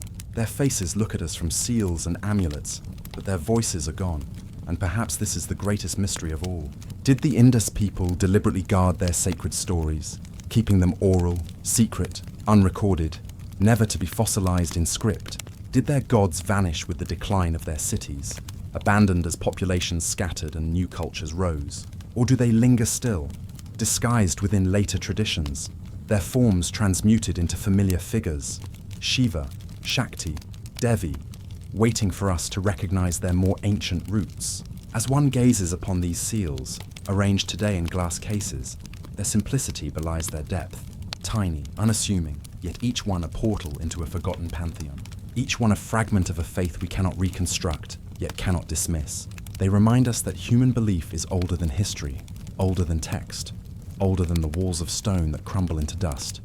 And so the seals remain, silent, enigmatic, enduring. They carry with them both the weight of memory and the burden of loss. They invite us to wonder, to pause, to lean closer to the glass and imagine the lives that once pressed them into clay, the hands that carried them as charms, the voices that spoke their names, names that we will never hear again. The forgotten pantheon is not truly gone. It waits in fragments of steatite, in the faint impressions of unicorns, in the shadow of a horned god seated in silence. It lingers as mystery, refusing closure, refusing explanation. And in that refusal lies its power. To hold an Indus seal in one's hand is to feel the paradox of fragility and permanence. The stone is small, sometimes scarcely larger than a thumbprint, yet its imagery has endured for over 4 millennia. What these symbols meant to those who carved them and to those who carried them remains beyond our reach. But their persistence suggests that they mattered profoundly. They were not casual ornaments. They were central to a worldview now obscured. The horned god, sometimes called Proto-Shiva, often sits cross-legged in what resembles yogic meditation. Around him gather wild animals, tigers, elephants, rhinoceroses, as though acknowledging his dominion. Some see in this an early expression of Pashupati, Lord of Beasts, a figure who will echo down the corridors of time into later Hindu traditions. But perhaps he was something altogether different, a guardian of balance between human and animal, a spirit whose task was not to rule, but to harmonize. Equally enigmatic is the figure of the goddess beneath the sacred tree. Scholars debate whether she represents a singular deity or a recurring archetype, a presence where fertility, vegetation, and human life converge. In Mesopotamia, similar images were tied to the tree of life, an axis between heaven and earth. In later Indian traditions, groves and trees are still honored as abodes of the divine. Could it be that the Indus seal is a seed of these later practices? Or was the tree goddess of Harappa something that has no surviving heir at all? The animals that adorn these seals are not merely decorative. Each carries a symbolic weight. The bull, with its immense strength, may have embodied fertility or abundance. The elephant, a creature of memory and wisdom, might have been revered long before its association with Ganesha. The tiger, fierce and untamed, may have represented both danger and protection. And then there is the unicorn, unique to the Indus. To carve it again and again, across so many seals, suggests that it held a place of unusual importance. Was it a totem of clans, a spiritual guardian, or a mythical creature born from dream and ritual? We cannot know, but its gaze, calm and timeless, seems to belong to a world where myth and reality blurred seamlessly. Amulets add another layer. They were not meant to be impressed upon clay, but to be worn, carried, held close to the body. Their shapes range from simple beads to intricately carved figures. Some are geometric, circles, squares, spirals, as though channeling unseen forces of order. Others depict miniature deities or sacred animals, protective companions in journeys both physical and spiritual. To carry an amulet is to carry belief in material form, a silent reassurance that one is not alone. Chapter 10. The Great Bath. Rituals of water. In the heart of Mohenjo-daro, within the elevated mound that once housed the city's most carefully built structures, lies a chamber of brick and silence. Known to us as the Great Bath, it has endured, for nearly 5,000 years. A vast rectangular basin, lined with fired bricks, once sealed with bitumen to hold the water in. Measuring 12 meters long, 7 meters wide, and over 2 meters deep, it was more than a mere tank. Its stairways descend from north and south, guiding those who entered toward the still surface of the water. Around it rise small chambers, as if designed for preparation, for transition, for reverence. Here, archaeologists uncovered not a shrine, not a statue, not an altar, only water. The absence is as haunting as the structure itself. For in civilizations of similar age, in Mesopotamia, in Egypt, temples towered, statues of gods were raised, priests stood before idols. Yet in the Indus world, the center of sanctity seems to have been elemental. A pool of water crafted with precision, protected with care. The Great Bath invites us to imagine ritual not as spectacle, but as immersion. To descend its steps was to cross a threshold, leaving behind the dust of the city, the burdens of trade, the noise of life. At the bottom, within the embrace of water, something was released. Was it purification? Was it rebirth? Or was it simply the reaffirmation of belonging to a community that saw water as the first and final sacred gift? Its construction suggests a significance far greater than practical use. The bricks were laid with unusual attention, set with gypsum mortar, sealed with bitumen, a material imported from distant lands. This was no ordinary reservoir. Wells were abundant throughout the city, scattered in neighborhoods and homes. If this were only for bathing, why such care? Why such scale? The answer seems to whisper from the stones themselves, because it mattered. Deeply. In many ancient cultures, water was both boundary and bridge. To bathe in it was to shed impurity. To pass through it was to approach the divine. In the Ganges, in the Nile, in rivers of Mesopotamia, water was life, giver of fertility, but also of renewal. The Indus, whose very civilization takes its name from a river, would have known this intimately. Perhaps for them, sanctity required no idol, no towering god of stone. Perhaps it was the element itself, flowing, formless, ever-renewing, that embodied divinity. The Great Bath seems to have been designed not for the individual, but for the collective. Its scale suggests gatherings, moments when many entered together. A ritual of community where distinctions of wealth or status may have been washed away in shared immersion. Imagine the still water rippling as dozens descended the stairways, stepping slowly, reverently, the sound of water echoing against brick, the surface breaking, closing again, holding within it the breath of a people whose voices are now silent. And yet, no script remains to tell us what words were spoken. No hymn survives. No inscription explains. The bath does not yield its purpose. It only stands, timeless, awaiting interpretation. Some archaeologists see in it a precursor to later traditions of ritual bathing that spread across the Indian subcontinent. In Hinduism, the sacred river is itself a goddess, and immersion in her waters cleanses the soul. In early Buddhism, monastic rules prescribed bathing as part of discipline. In countless village traditions, ponds and tanks near temples became sites of devotion. Could these practices trace their ancestry to the Great Bath?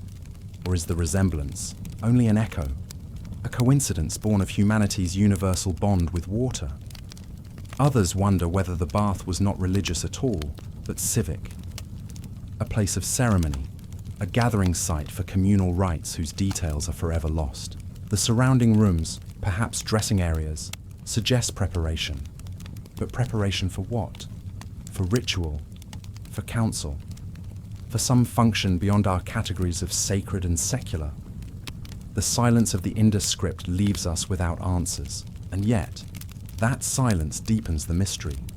For in a city of tens of thousands, whose streets were carefully laid, whose drains carried water away with astonishing engineering, the choice to place such care in one singular pool speaks volumes. It is tempting to see the Great Bath as a symbol of balance. In a world built of earth and brick, the waters rested still at its center. In a culture whose pantheon is unknown, whose gods are shadows on seals, the Great Bath remains the clearest gesture toward what they may have revered. It was not shaped in the likeness of a human, nor carved into the form of an animal. It was left in the form of itself, water contained, but never bound. As evening falls over the ruins of Mohenjo-daro, the great bath lies empty. Its floor, once sealed with bitumen, now cracked by centuries of sun. Its stairways worn but unbroken. The chambers around it silent. Yet in that silence, one can almost hear the sound of water being drawn, poured, stirred. One can almost see the glimmer of firelight upon its surface, the slow descent of figures into its depths. The great bath endures not as an answer, but as an invitation. To ask what sanctity means when stripped of images. To wonder if divinity can be found not in form, but in element. To remember that long before temples rose, humanity may have gathered, in the stillness of water, seeking not gods above, but presence within. And so, the great bath remains. A vessel, empty yet full. A question, unanswered yet eternal. A mirror in which we may see not only the Indus, but ourselves, searching always for meaning in the elements that give us life. Chapter 11. Granaries and standardized weights beneath the sun that once burned across the Indus plains. Cities of brick rose with a quiet, deliberate order. Mohenjo-daro, Harappa, Lothal, and others. Settlements separated by hundreds of miles, yet speaking the same language of architecture, proportion, and measure. Their streets ran in straight lines. Their drains carried waste away with unseen efficiency. And their houses, though humble or grand, were built from bricks cut to identical ratios. But beyond homes and drains, another pattern emerges, one that speaks not only of survival, but of a system, vast, coordinated, and deeply enigmatic. Within these cities stand the remains of granaries, immense storehouses raised on platforms of stone and brick, some with ventilated passages to keep the harvest dry, others with uniform compartments, as if designed for distribution and control. At Harappa, a granary stretches nearly 50 meters, divided into regular bays. At Mohenjo-daro, a raised platform once bore a structure so large that scholars can only imagine the scale of its function. These were not simple barns for village grain. They were repositories of collective abundance, gathering the harvest of many to serve the needs of all. And yet, the question lingers. Who built them? Who guarded them? Who decided how their contents were shared? In Mesopotamia, granaries stood under the watch of temples, each harvest dedicated to a god and managed by priests who held both spiritual and economic power. In Egypt, storehouses belonged to the pharaoh, who stood as the living embodiment of cosmic order. But in the Indus Valley, there is no evidence of temples of such scale, no statues of deities enthroned, no monumental palaces carved with the likeness of rulers. The granaries are silent, their ownership unmarked. What we do find, however, are weights, small, carefully carved stones of chert, fashioned into precise cubical forms. From the mountains of Baluchistan to the coastal city of Lothal, from Harappa to Mohenjo-daro, these weights follow the same system. Their units, standardized, repeat across hundreds of miles, suggesting a shared agreement, a code of measure binding distant communities into a single fabric of exchange. The uniformity is astonishing. To hold one of these weights is to hold a fragment of a vanished order, an order where merchants and artisans could trade with certainty, where goods could be measured with fairness, where trust was embedded in stone.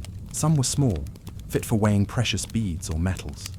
Others were larger, designed perhaps for bulk grain, for copper ingots, for the resources that tied this civilization into the networks of ancient trade, stretching toward Mesopotamia and beyond. And here lies the paradox. How could such precision exist without kings to decree it? How could such vast stores be maintained without armies to guard them? The Indus Valley reveals no evidence of monarchy, no carved reliefs of rulers smiting enemies, no inscriptions of royal law. Its seals, delicate and enigmatic, show animals, symbols, and script, but not the grandeur of kingship. The civilization whispers of order without empire, of unity without conquest. Perhaps the granaries belonged to councils, groups of elders, or merchants who governed not through fear, but through consensus. Perhaps the weights themselves were the instruments of trust, allowing exchange to flourish without the need for monuments to power. In this vision, the Indus was a mercantile civilization, its authority woven into trade, its cohesion maintained by shared systems rather than crowns and armies. Yet another possibility lingers, subtle, more elusive, that the Indus people revered balance itself, not only in measure, but in society. Their lack of royal display may not signal weakness, but intention. A civilization that chose not to. Enshrined kings in stone may have believed that no single figure could embody the order they sought. Instead, the collective was sovereign, the community itself divine. The granaries then become symbols not merely of survival, but of principle. To build a storehouse is to think not only of one's own hunger, but of the hunger of many. To create uniform weights is to commit to fairness, to ensure that exchange is not a matter of deception, but of shared trust. These choices suggest a governance rooted not in the elevation of the few, but in the well-being of the many. And yet, absence haunts the record. Without texts deciphered, we cannot know what words they used for justice, for trade, for authority. Without inscriptions of laws, we cannot trace their codes. Without monuments to leaders, we cannot glimpse their faces. The Indus cities rise before us like a body without a visible head, moving with purpose, yet silent about the mind that guided it. Still, fragments of that mind emerge in the rhythm of their planning. The granaries, aligned and ventilated, hint at knowledge of preservation and control. The weights, replicated across lands, speak of agreements maintained over generations. The seals, pressed into clay, suggest contracts, ownership, the signatures of a world where order lived not in speech, but in symbol. Imagine standing in Harappa as harvests arrived, oxen drawing carts of grain, workers lifting baskets into the bays, the scent of husks in the air. Within the granary, cool passages channeled wind, keeping the stores safe from rot. Above, officials, or perhaps elected stewards, marked weights, recorded measures, pressed seals into clay. Grain was not just food, it was wealth, stability, life itself, the foundation upon which trade and trust were built. Now imagine in Mohenjo-daro, far to the south, another granary, another system of weights, the same measures, the same seals. Two cities, distant, yet operating as if guided by the same hand. Was this hand a hidden council, perhaps one that met, at intervals to maintain harmony across the region? Or was it something subtler, an ethos shared so deeply that it needed no enforcement? The truth remains in shadow. But what is clear is this: the Indus Valley did not need kings carved in stone to achieve order. Its monuments are not statues of rulers, but systems of fairness. Its legacy is not the name of a dynasty, but the silent endurance of bricks, bays, and weights. In this absence of kingship, we find a mirror for our own questions. Does power always require spectacle? Can governance exist without the image of authority? Can order endure without the monuments of ego? The Indus Valley suggests that it can, though the details remain beyond our grasp. And so the granaries remain, vast and empty, their bays silent, their purpose lingering like a memory. The weights endure, scattered yet uniform, whispers of a system that once bound a civilization together. Together, they tell of a people who valued balance, who understood that survival depended not on conquest but on fairness, trust, and shared abundance. The mystery of their governance is not solved, nor perhaps can it ever be. But in the silence of their ruins, in the precision of their measures, the Indus leaves us an inheritance of questions. Not only about who they were, but about what we ourselves might yet become. The rhythm of the Indus civilization was not a rhythm of conquest, but of balance. When we look closer at the great granaries and the precision of weights, we are reminded that this was not a people lost in chaos, nor one organized by force alone. Instead, they reveal something that feels strangely modern and yet deeply ancient. A network of cooperation, a civilization woven together by systems rather than personalities. At Harappa, the raised platform of the granary seems more than a foundation. Its height may have protected food from floods, insects, and decay, but its very visibility must have carried meaning.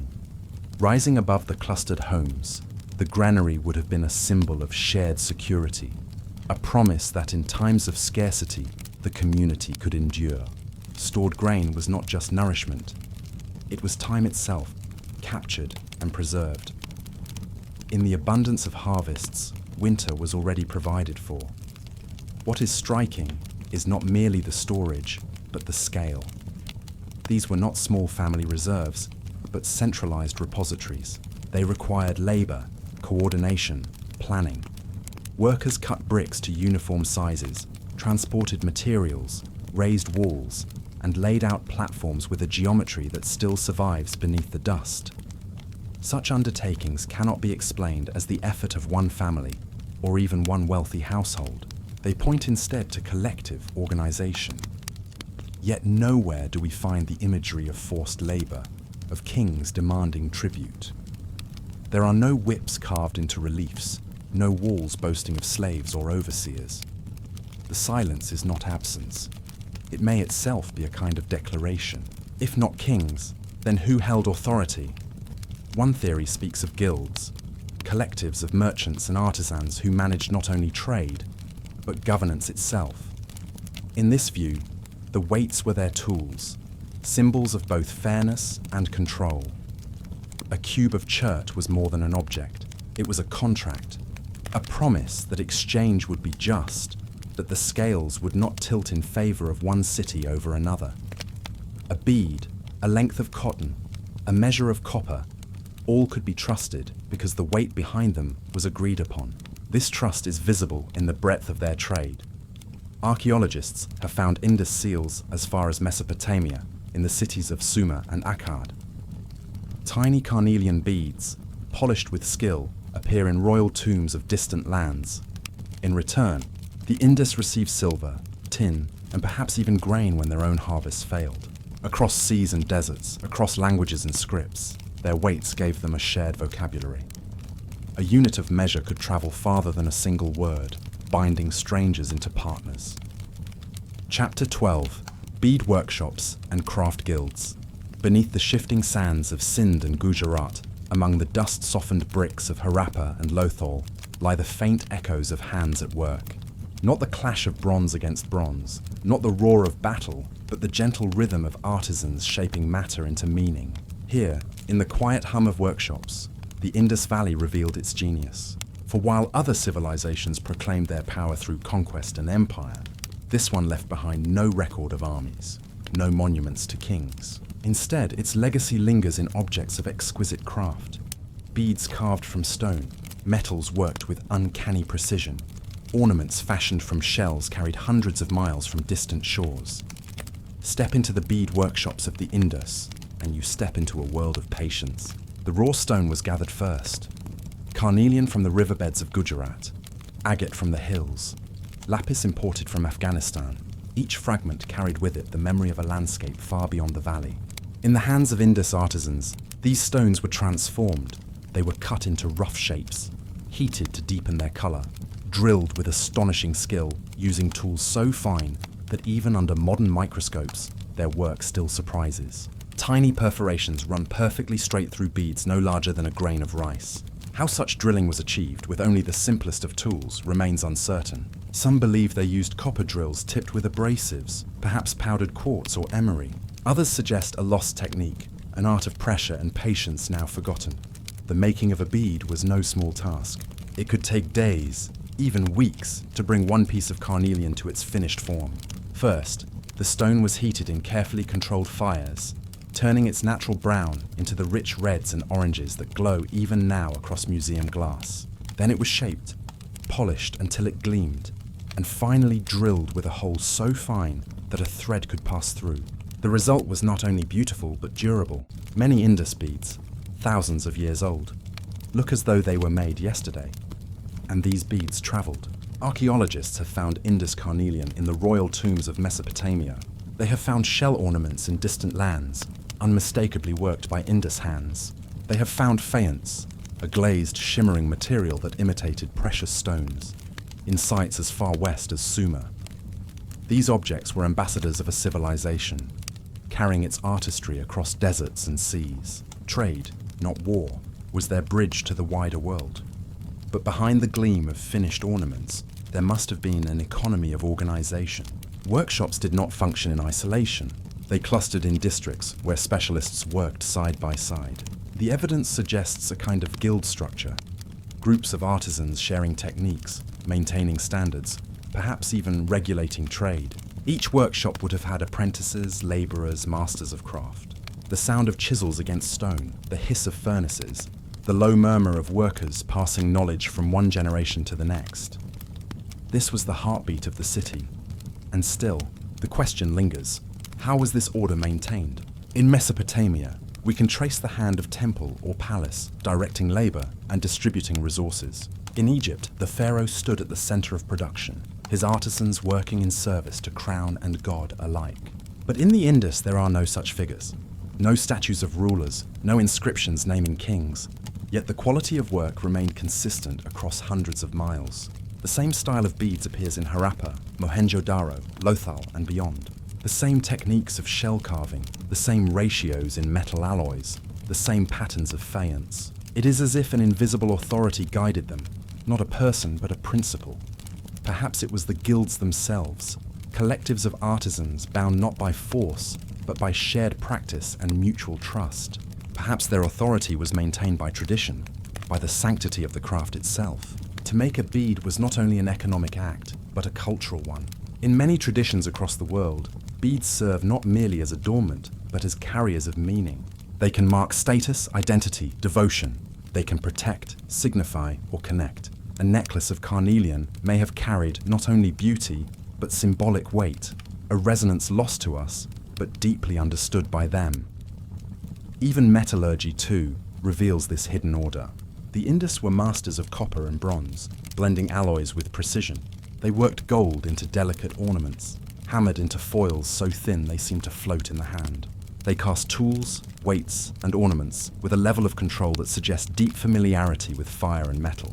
In the city of Lothal, excavations revealed furnaces and crucibles, evidence of systematic production. Shell bangles, carved with grace, testify to the journeys of raw material from the Arabian Sea to inland workshops. And again, everywhere we look, we see not the signature of an individual, but the collective. No one craftsman claimed his work with a mark. No one ruler stamped his seal upon these goods. Instead, the objects themselves, standardized, precise and widely distributed, speak of a shared culture, a communal identity. Could it be that the true power of the Indus lay not in conquest, but in creation?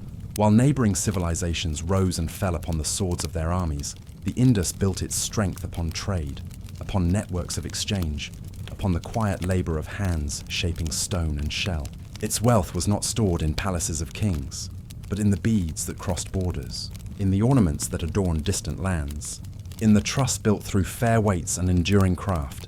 Even now, when we hold an Indus bead beneath the light, we are touching more than an artifact. We are touching the patience of an artisan who spent hours at the wheel. We are touching the hum of a workshop where dust and fire mingled. We are touching a fragment of a network that stretched across the ancient world, binding cultures together not through domination, but through creation. And so when we look upon the ruins, it is easy to miss the true monument of the Indus Valley. It was not a ziggurat, nor a pyramid, nor a colossus carved into stone. It was the workshop, the humble room filled with tools, the hearth where beads were fired, the table where shells were carved. These were their temples of labor, their sanctuaries of creation.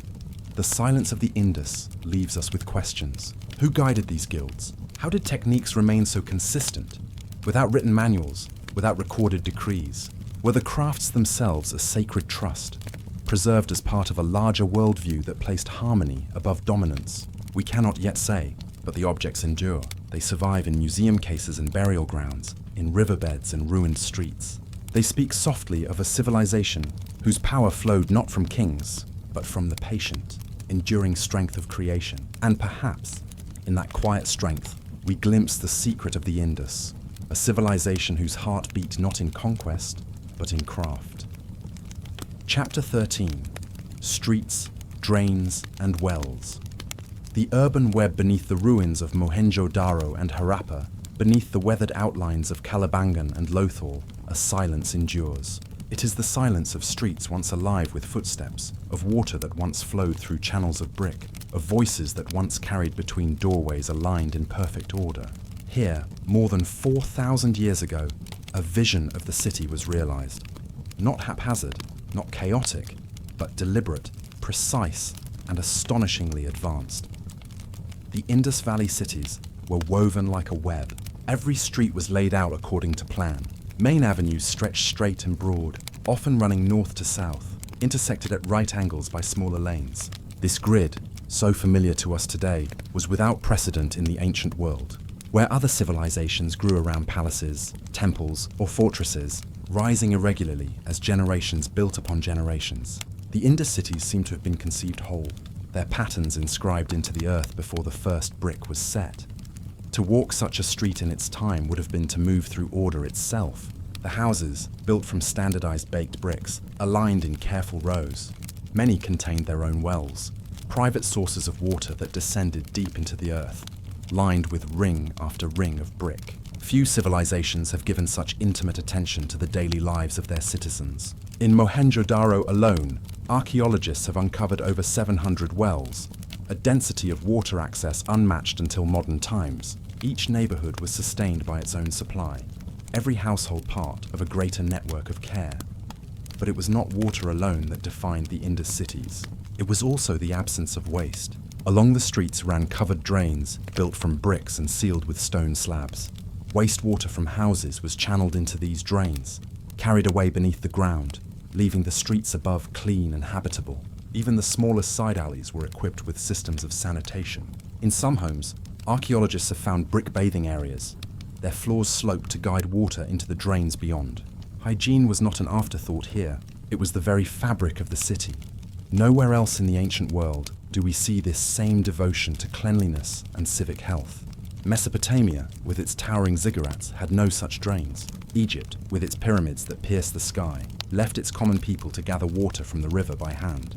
Even Rome, centuries later, would marvel at aqueducts and sewers. Yet in the Indus, 2 millennia before, the essentials of public sanitation were already in place. And yet, there are no inscriptions praising the builders, no monuments to engineers or kings, no royal decree carved into stone that claims the order of these streets as the vision of a ruler. Instead, the city itself is the monument, its geometry, its brickwork, its careful balance between private and public life. These speak more clearly than words. The bricks themselves tell a story. Uniform in size, they suggest a system of standardization, a sense of measurement and proportion consistent across vast distances. From Harappa to Mohenjo-daro, from the small town of Chanhudaro to the port of Lothal, the ratio of brick length to width to height remains nearly identical. Such precision implies more than skill. It implies coordination, a shared vision that spanned hundreds of miles. It is as if every city was not an isolated experiment, but a node in a greater network, the urban web of the Indus civilization. What guided such design? Was there a central authority, unseen and unrecorded, whose influence extended across the plains? Or was the knowledge itself the authority, passed through guilds of builders, preserved as tradition, held sacred as part of a worldview that valued balance, order, and harmony with the natural world? Even in decay, these streets whisper of a society that placed human well-being at its core. Wells offered clean water close to home, sparing women and children the long walks to rivers that defined life elsewhere.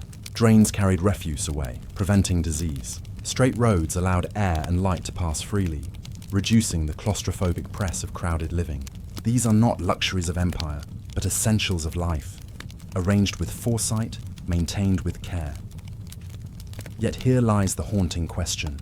How could such brilliance vanish? Why did the grid dissolve into dust, the drains crumble, the wells run dry? For after the decline of the Indus, no civilization in South Asia would build such cities again for nearly 2,000 years. The knowledge of sanitation, so advanced, disappeared as if it had never been. Villages returned to winding paths, to open drains, to reliance on rivers and chance. The web was broken. Some say the rivers themselves betrayed the cities. The shifting course of the Indus and its tributaries may have drained life from the settlements. Others speak of climate, of monsoons that faltered, of fields that turned to dust. Still others suggest invasion, though no clear evidence of conquest has been found. Perhaps it was all of these together, a slow unraveling rather than a sudden fall. But still, the silence is heavy. How does a civilization forget the very essence of its survival? How is it that a people who mastered the flow of water, who built drains to carry away refuse, who laid out their streets with such foresight, left no legacy of these practices for those who followed? Did the knowledge die with its custodians, unrecorded, unremembered, or was it hidden, buried beneath collapse, waiting to be rediscovered only in modern times? Archaeologists uncover the bricks, the drains, the wells, yet the deeper story remains elusive. There are no texts to describe the philosophy behind the order, no hymns to the purity of water, no treatises on urban design. We see only the result, the geometry of streets, the flow of water, the rhythm of wells. And in that result, we glimpse a society unlike any other, practical, humane, deeply attuned to the needs of daily life. The Indus cities remind us that greatness need not be measured in conquest or spectacle. Sometimes it lies in the quiet details. The curve of a drain, the symmetry of a street, the cool ring of a well's brick shaft. These details endure when monuments fall. They speak not of rulers, but of communities.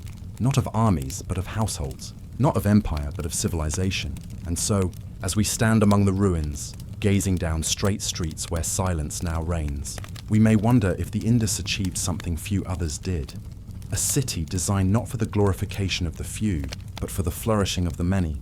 The drains are dry now, the wells long abandoned, but the pattern of the web remains, etched into the earth, waiting to be remembered. Chapter 14. Climate shifts and river mysteries across the great northern plains of the subcontinent. Beneath the sands of Rajasthan and the quiet fields of Haryana lies the shadow of a river that once defined the destiny of millions.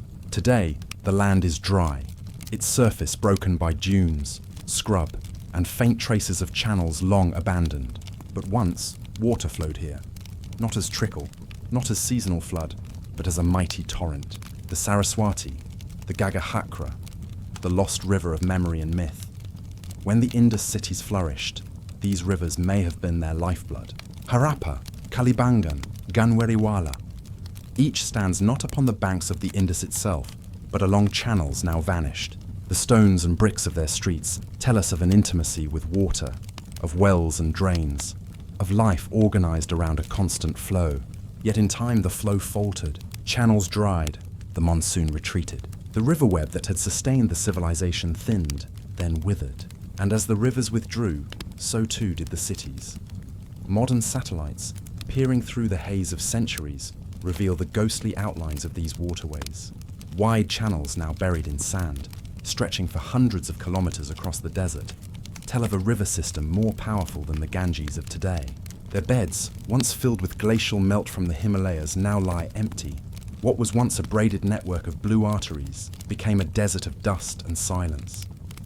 The geology of this shift is slow, yet immense. The Himalayas rise, rivers change course, tectonic plates nudge the land like pieces upon a vast board. Some scholars suggest that tectonic activity diverted the Sutlej and the Yamuna, robbing the Saraswati of its strength, forcing her to dwindle into scattered seasonal streams. Others turn to the monsoon, that ancient rhythm of rain, noting how its pulse weakened over centuries. Without the breath of the monsoon, the rivers shrank, the fields withered, and the Indus heartland trembled on the edge of survival. But climate change is never merely climate. It is human life translated into uncertainty. Imagine the farmer standing in fields once lush, watching crops wither for want of water. Imagine the potter, the smith, the trader, their networks fraying as food grows scarce. Imagine the wells deepening, the drains drying, the streets once alive with water now coated in dust. Civilization does not collapse in an instant. It unravels thread by thread as rivers recede and the foundations of life erode beneath quiet skies. The myths echo this story, though in voices clothed in poetry. In the Rig Veda, the Saraswati is called the mighty river, flowing from the mountains to the sea, nourishing the land with her 7 sisters. Later texts mourn her disappearance, speaking of her fading, of her retreat underground, of her journey into invisibility. Some see in these verses a memory, a cultural scar of the drying rivers that ended an age. Myths, in their veiled language, may preserve the grief of a people who watched their world unravel under the slow cruelty of nature. Yet there is mystery still. Was the decline sudden or stretched across centuries? Some evidence suggests a gradual withdrawal, cities shrinking as water grew scarce, populations moving eastward toward the Ganges plain. Others hint at abrupt events, floods, droughts, seismic jolts, that hastened the end. The archaeological record shows both resilience and fragility, settlements adapting, wells deepening, yet eventually abandoned. The truth may lie between a civilization stretched to breaking by centuries of shifting rivers, then undone by a final irreversible turn. Standing among the ruins, one can sense both the ingenuity and the helplessness of the Indus people. They could plan streets, standardize bricks, channel water with precision, yet they could not command the sky nor anchor the rivers to their course. The earth itself was the unseen ruler, and when the rivers chose another path, the cities that depended on them could only follow or fade. The drying of the Saraswati River was not only a geological event, but also a cultural one, for in its retreat, it erased the very stage upon which the Indus story unfolded. Cities that once thrived on her banks were swallowed by desert. Trade routes shifted, economies fractured, memory itself dissolved. What remains are faint outlines in the sand, shards of pottery, and the haunting absence of written testimony. The Indus script remains undeciphered, and so we cannot hear in their own words how they perceived the loss. We are left instead with silence, a silence that echoes louder than stone. Perhaps the most haunting question is whether the Indus people understood what was happening. Did they sense the climate turning against them? Did priests and astronomers watch the skies with unease, noting the faltering rhythm of rains? Did they carry with them, in ritual and myth, the memory of rivers vanishing, of abundance turning to scarcity? The Rigvedic hymns, later by centuries, speak of the Saraswati as both river and goddess, as presence and absence. Could this be the afterimage of that long retreat? The sacred memory of a river that sustained and then abandoned its people.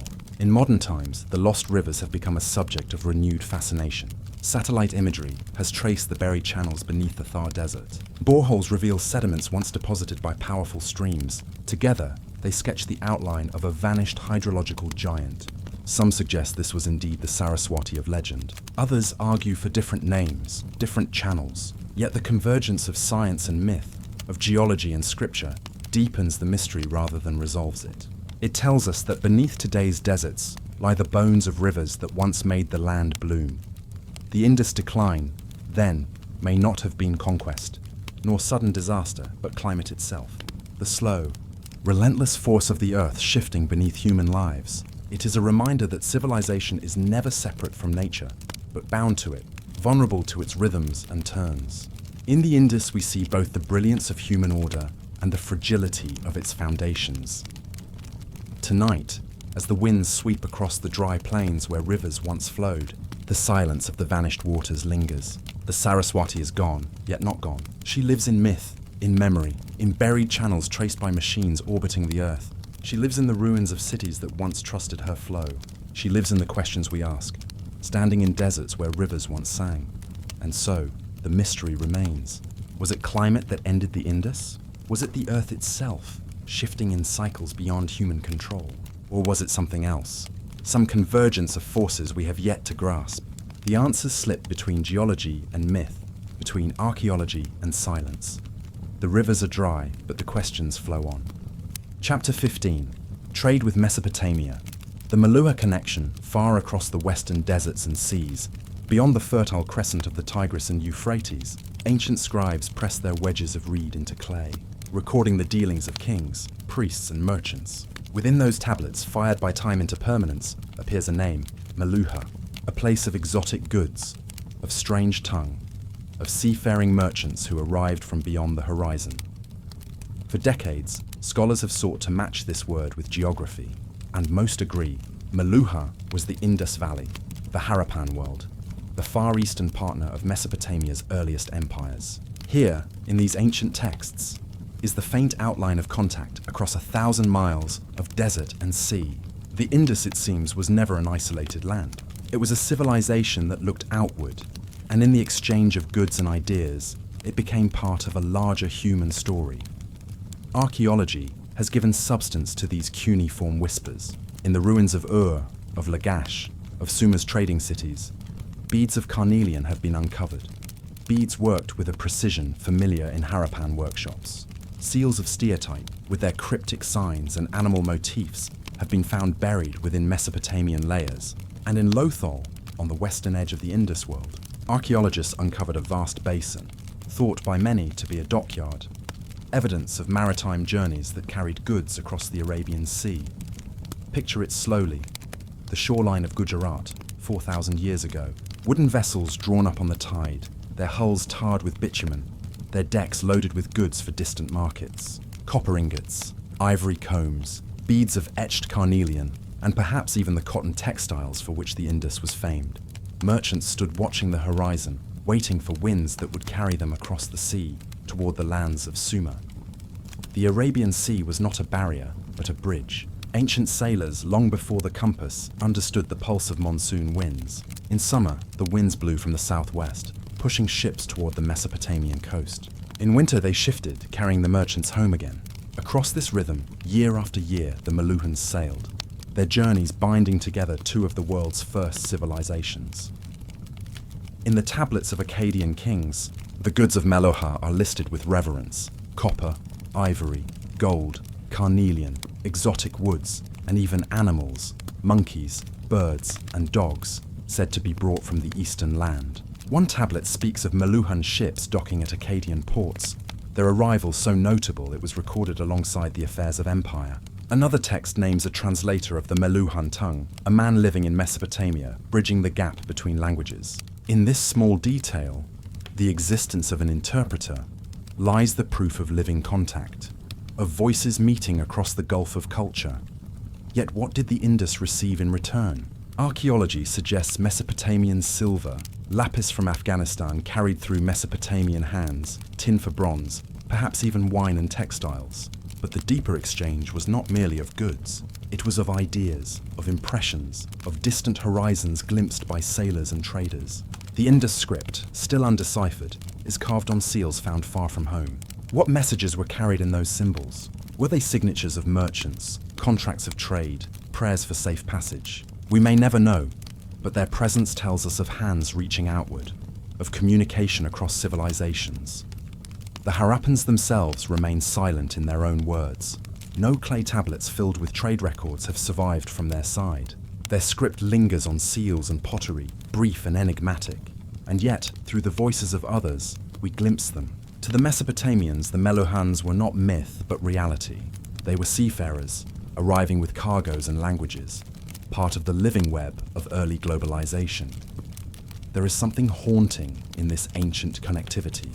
We often imagine the past as isolated, each civilization a world unto itself. Yet 4,000 years ago, people were already moving across oceans, already weaving together distant lands. The merchants of Harappa and Mohenjo-daro were not only artisans and farmers, but explorers of seas, risk-takers who entrusted their lives to wooden ships and shifting winds.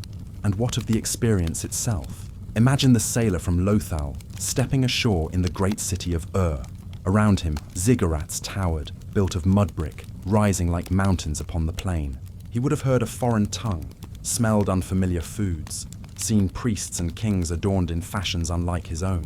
Perhaps he carried with him seals of the Indus, to mark his goods, to trade with Sumerian scribes. Perhaps he wore carnelian beads, their craftsmanship admired by strangers. For a moment, the distance between civilizations collapsed into the shared human space of a marketplace.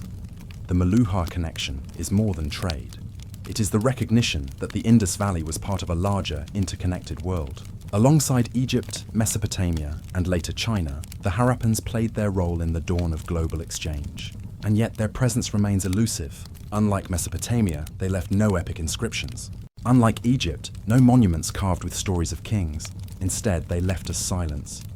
A silence filled with symbols, beads, seals, and the quiet testimony of foreign scribes. It is within that silence that mystery lingers. How organized were these journeys? Did the Indus cities control trade centrally? Or was it the work of independent merchants, families passing knowledge of winds and stars from generation to generation? Were there Harappan settlements on the Mesopotamian coast, small enclaves of Melohans living far from home. Archaeology has found tantalizing hints, a Harappan weight here, a bead there, but the picture is incomplete. And so, the Meluha connection invites us to reflect on the deep antiquity of human mobility, to cross seas without compass, to exchange goods across cultures, to bridge language barriers with translators. These are not modern inventions, but ancient skills. They remind us that even at the dawn of civilization, humanity was already reaching outward, already seeking connection. As night falls over the imagined dockyards of Lothal, one can almost hear the creak of ropes, the lapping of waves against hulls, the call of merchants loading their goods. Somewhere, on a clay tablet in Mesopotamia, their voyage is remembered in a single word, Meluha. The word survives. The people remain silent, and between them lies the vast, uncharted ocean of the past. Chapter 16. The skeletons of Mohenjo-daro Inn. The heart of Sindh, where the Indus once nourished a city of brick and order. The streets of Mohenjo-daro still whisper of lives interrupted. Amid the crumbling walls, the quiet lanes, and the outlines of vanished courtyards, archaeologists stumbled upon a discovery that unsettled even the sober language of excavation reports. Scattered across the ruins, in streets and rooms, lay the remains of 37 individuals. Skeletons preserved not in tombs, not in graves, but where they fell. The images endure. Stark in their simplicity, a family huddled in an alley, as if seeking safety in one another's closeness. A lone figure sprawled at the base of a wall, bones lying not in ceremonial arrangement, but in disorder, as though life ended without preparation. In a civilization renowned for its order, its gridded streets, its carefully measured bricks, its standardized weights, this scatter of human remains spoke of disruption. Something had broken the rhythm of Harappan life. Mainstream archaeology offered explanations grounded in the familiar. Perhaps these were victims of disease, a plague sweeping silently through the city, leaving death in its wake. Perhaps they were caught in the collapse of a building, or swept by floodwaters from the Indus that rose and receded in destructive cycles. In such views, the skeletons are but fragments of tragedy, part of the natural vulnerability of ancient life. Yet the imagination rarely rests content with quiet explanations. Over time, the skeletons of Mohenjo-daro became enmeshed in narratives of catastrophe. Writers outside the mainstream saw in them the remains of sudden annihilation. They asked why so many bodies lay unburied, why the city seemed to bear marks of abrupt desertion. They pointed to the silence of Harappan texts, to the undeciphered script that offered no explanation. And into that silence, they projected visions of disaster. It was in the 20th century, amid the birth of the nuclear age, that a striking claim was made. Early surveys reported traces of unusual radiation levels in parts of Mohenjo-daro. Whether these readings were the product of error, contamination, or local geology, they sparked an idea that gripped the popular imagination. Could it be that the Harappan city had witnessed a cataclysm of unimaginable scale, an ancient atomic blast, long before modern science unlocked the atom? The suggestion drew upon echoes from ancient texts. In the Sanskrit epics of India, tales of divine weapons abound, weapons described with imagery that, to modern readers, resonates with visions of explosions, blinding light, and fire from the sky. Some readers, carried by fascination, wove these epic descriptions into the ruins of Mohenjo-daro. The skeletons lying in the streets became, in this narrative, the casualties of prehistoric warfare beyond our comprehension. Archaeologists, cautious and rooted in material evidence, pushed back against such speculation. No signs of blast craters have been found, no layers of fused earth that could indicate temperatures of atomic proportion. The bricks of Mohenjo-daro, though eroded, bear no marks of instant vitrification. In laboratory studies, radiation levels appear to fall within natural ranges, their early measurements explained as anomalies. To science, the story of atomic destruction is a myth built on fragile foundations, and yet the allure of the idea persists. Partly because of the skeletons themselves, there is something haunting in their stillness, in their unburied state. Why were they not afforded the rituals of rest? In a city that lived for centuries with planned precision, why do these remains lie scattered as though forgotten? Disease may explain sudden death, but it does not explain the absence of burial. Floods may explain collapse, but not the presence of bones left exposed in the streets. Perhaps they are fragments of multiple moments, deaths across different times, collected into the same archaeological layers. Perhaps the narrative of 37 together is itself a simplification of more complex deposition. The truth remains tangled, blurred by time. The mythology that has gathered around Mohenjo-daro's skeletons reflects more than archaeology. It reflects the human need to read meaning into mystery. In the 20th century, when humanity first wielded nuclear power, we began to search the past for echoes of ourselves. The idea that an ancient civilization might have destroyed itself with atomic fire is less about the Indus and more about us, our fears projected backward onto the canvas of antiquity. But the deeper mystery of the skeletons lies in their silence. They do not speak of cause. They do not tell us whether disease or violence, flood or famine claimed them. They only testify to interruption, to lives ended in the flow of daily existence. And perhaps that silence is more powerful than any theory. It invites us to see the fragility of civilization, the thin line between order and collapse. If we walk through the excavated streets of Mohenjo-daro today, the air is still. The baked bricks lie in layers. Walls rise knee-high. Streets cut straight as they did 4 millennia ago. Somewhere beneath the dust, the skeletons once lay, silent witnesses to an ending. To stand here is to feel the presence of absence. An ancient city, emptied not by conquest alone, but by forces we still do not fully understand. Theories will continue to circle. Some will speak of plague, others of river shifts, others still of forgotten wars or lost technologies. Yet in the end, the bones themselves remain simple. Human remains, once flesh and breath, now relics in the soil. Their mystery lies not in what we can prove, but in what we cannot. The skeletons of Mohenjo-daro remind us that history is not a closed book, but a fragmentary record. Each discovery is a whisper, not a shout. Each theory a reflection of our own questions, more than their answers. The people of Mohenjo-daro left us no story of their end, no inscription to explain their fate. All that remains are bones, scattered in the dust of a city that once thrived, and perhaps that is enough. Enough to feel the weight of time, the impermanence of even the greatest civilizations, the way lives can vanish into silence. The skeletons do not yield certainty, but in their quiet, they hold the power to make us pause, to listen, and to wonder. Chapter 17: Indus and Vedic Overlaps. The Indus Valley Civilization ended not with a single moment of collapse, but with a slow fading. Cities emptied, bricks crumbled, and the script etched into seals remained forever silent. Yet in the centuries that followed, a different voice began to echo across the subcontinent. The hymns of the Vedas, composed in an archaic Sanskrit, emerged as some of the oldest surviving literature in the Indo-European world. And between the vanished cities of the Indus and the sung verses of the Vedas, questions of memory and continuity continue to stir.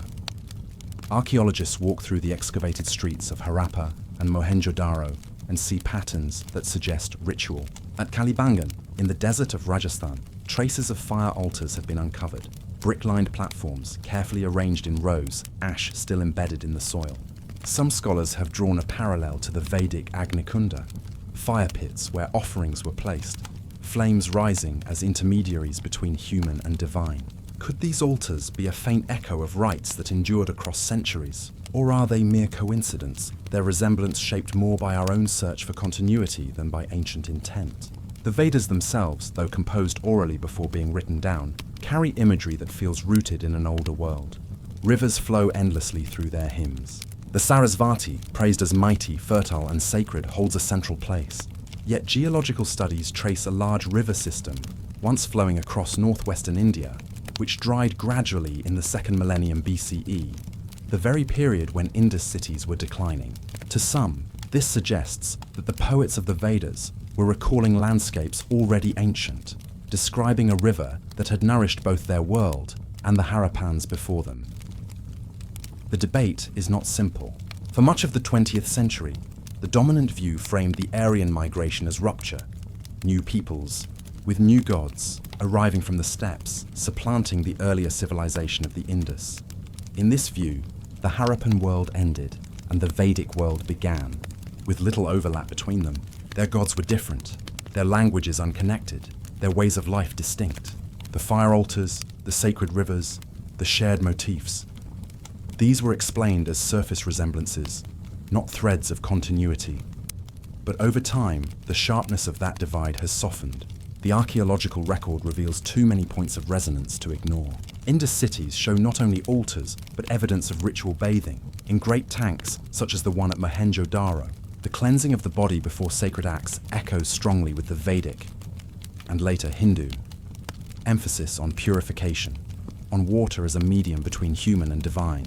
The Rig Veda speaks of bathing in rivers, of sacred waters carrying away impurity. Was this a new practice, or a deep inheritance from the cities that stood centuries earlier? Even the gods invite comparison. Seals from the Indus world depict a horned figure seated cross-legged, surrounded by animals. Scholars have long debated this image, calling it Proto-Shiva or Pashupati, Lord of Beasts. In later Hindu tradition, Shiva sits in meditation, encircled by creatures, a god both ascetic and fertile, destructive and generative. Is the Indus seal an ancestor of this god, or merely a visual coincidence across distant cultures of time? No definitive answer has been reached, but the suggestion lingers, a reminder that deities are not born suddenly, but often grow through layers of memory, absorbed from older traditions into new ones.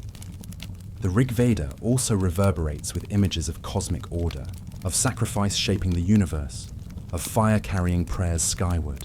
These motifs are not alien to the Indus world, where ritual space was carefully planned, and fire seems to have played a structured role. And yet, in the hymns there is also conflict. The Vedic texts speak of battles, of conquering forts, of breaking down cities with 99 walls.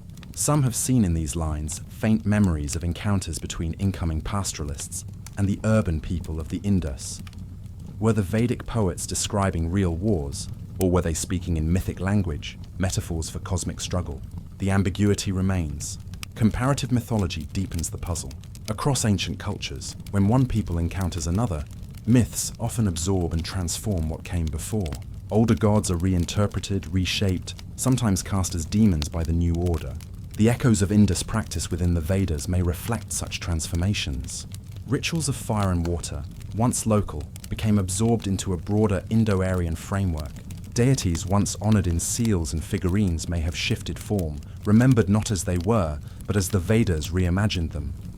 Yet silence remains the greatest barrier.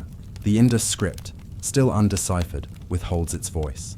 Were it readable, we might know whether hymns were sung, whether gods were named, whether prayers were offered in words that later flowed into Sanskrit. Without this key, we are left with fragments, bricks, altars, seals, and the suggestive parallels of sacred text. The story is not only archaeological, but emotional. For many, the question of continuity between the Indus and the Vedic is not abstract, but deeply tied to identity. Is the Vedic tradition an inheritance from the land itself, born of the soil and rivers of ancient India? Or is it a legacy carried by migrants, layered onto an older civilization? The answers ripple into modern debates, shaping how history is remembered and claimed. To walk slowly through the ruins of Kalibangan or Dholavira, where traces of fire altars remain, is to feel this tension. The bricks are silent, yet the shape of their arrangement recalls the geometry of later ritual. To listen to a Vedic hymn beside the dry bed of the Saraswati is to hear words that praise a river long gone. Archaeology and sacred text lean toward one another, but never fully meet. The space between them is filled with uncertainty, with longing for connection, with the recognition that history often resists clear lines. Perhaps the truth lies in layers. Continuity and rupture are not opposites, but intertwined. Cultures fade slowly, leaving behind practices absorbed by those who follow. The Indus may not have spoken the Sanskrit of the Vedas, yet their rituals, their reverence for water, their sense of sacred geometry may have lived on, transformed in the songs of new poets. The question, then, is not only whether echoes of the Indus survive in the Vedas, it is whether we can learn to hear them, faint, distorted, yet resonant, like voices carried across great distances of time.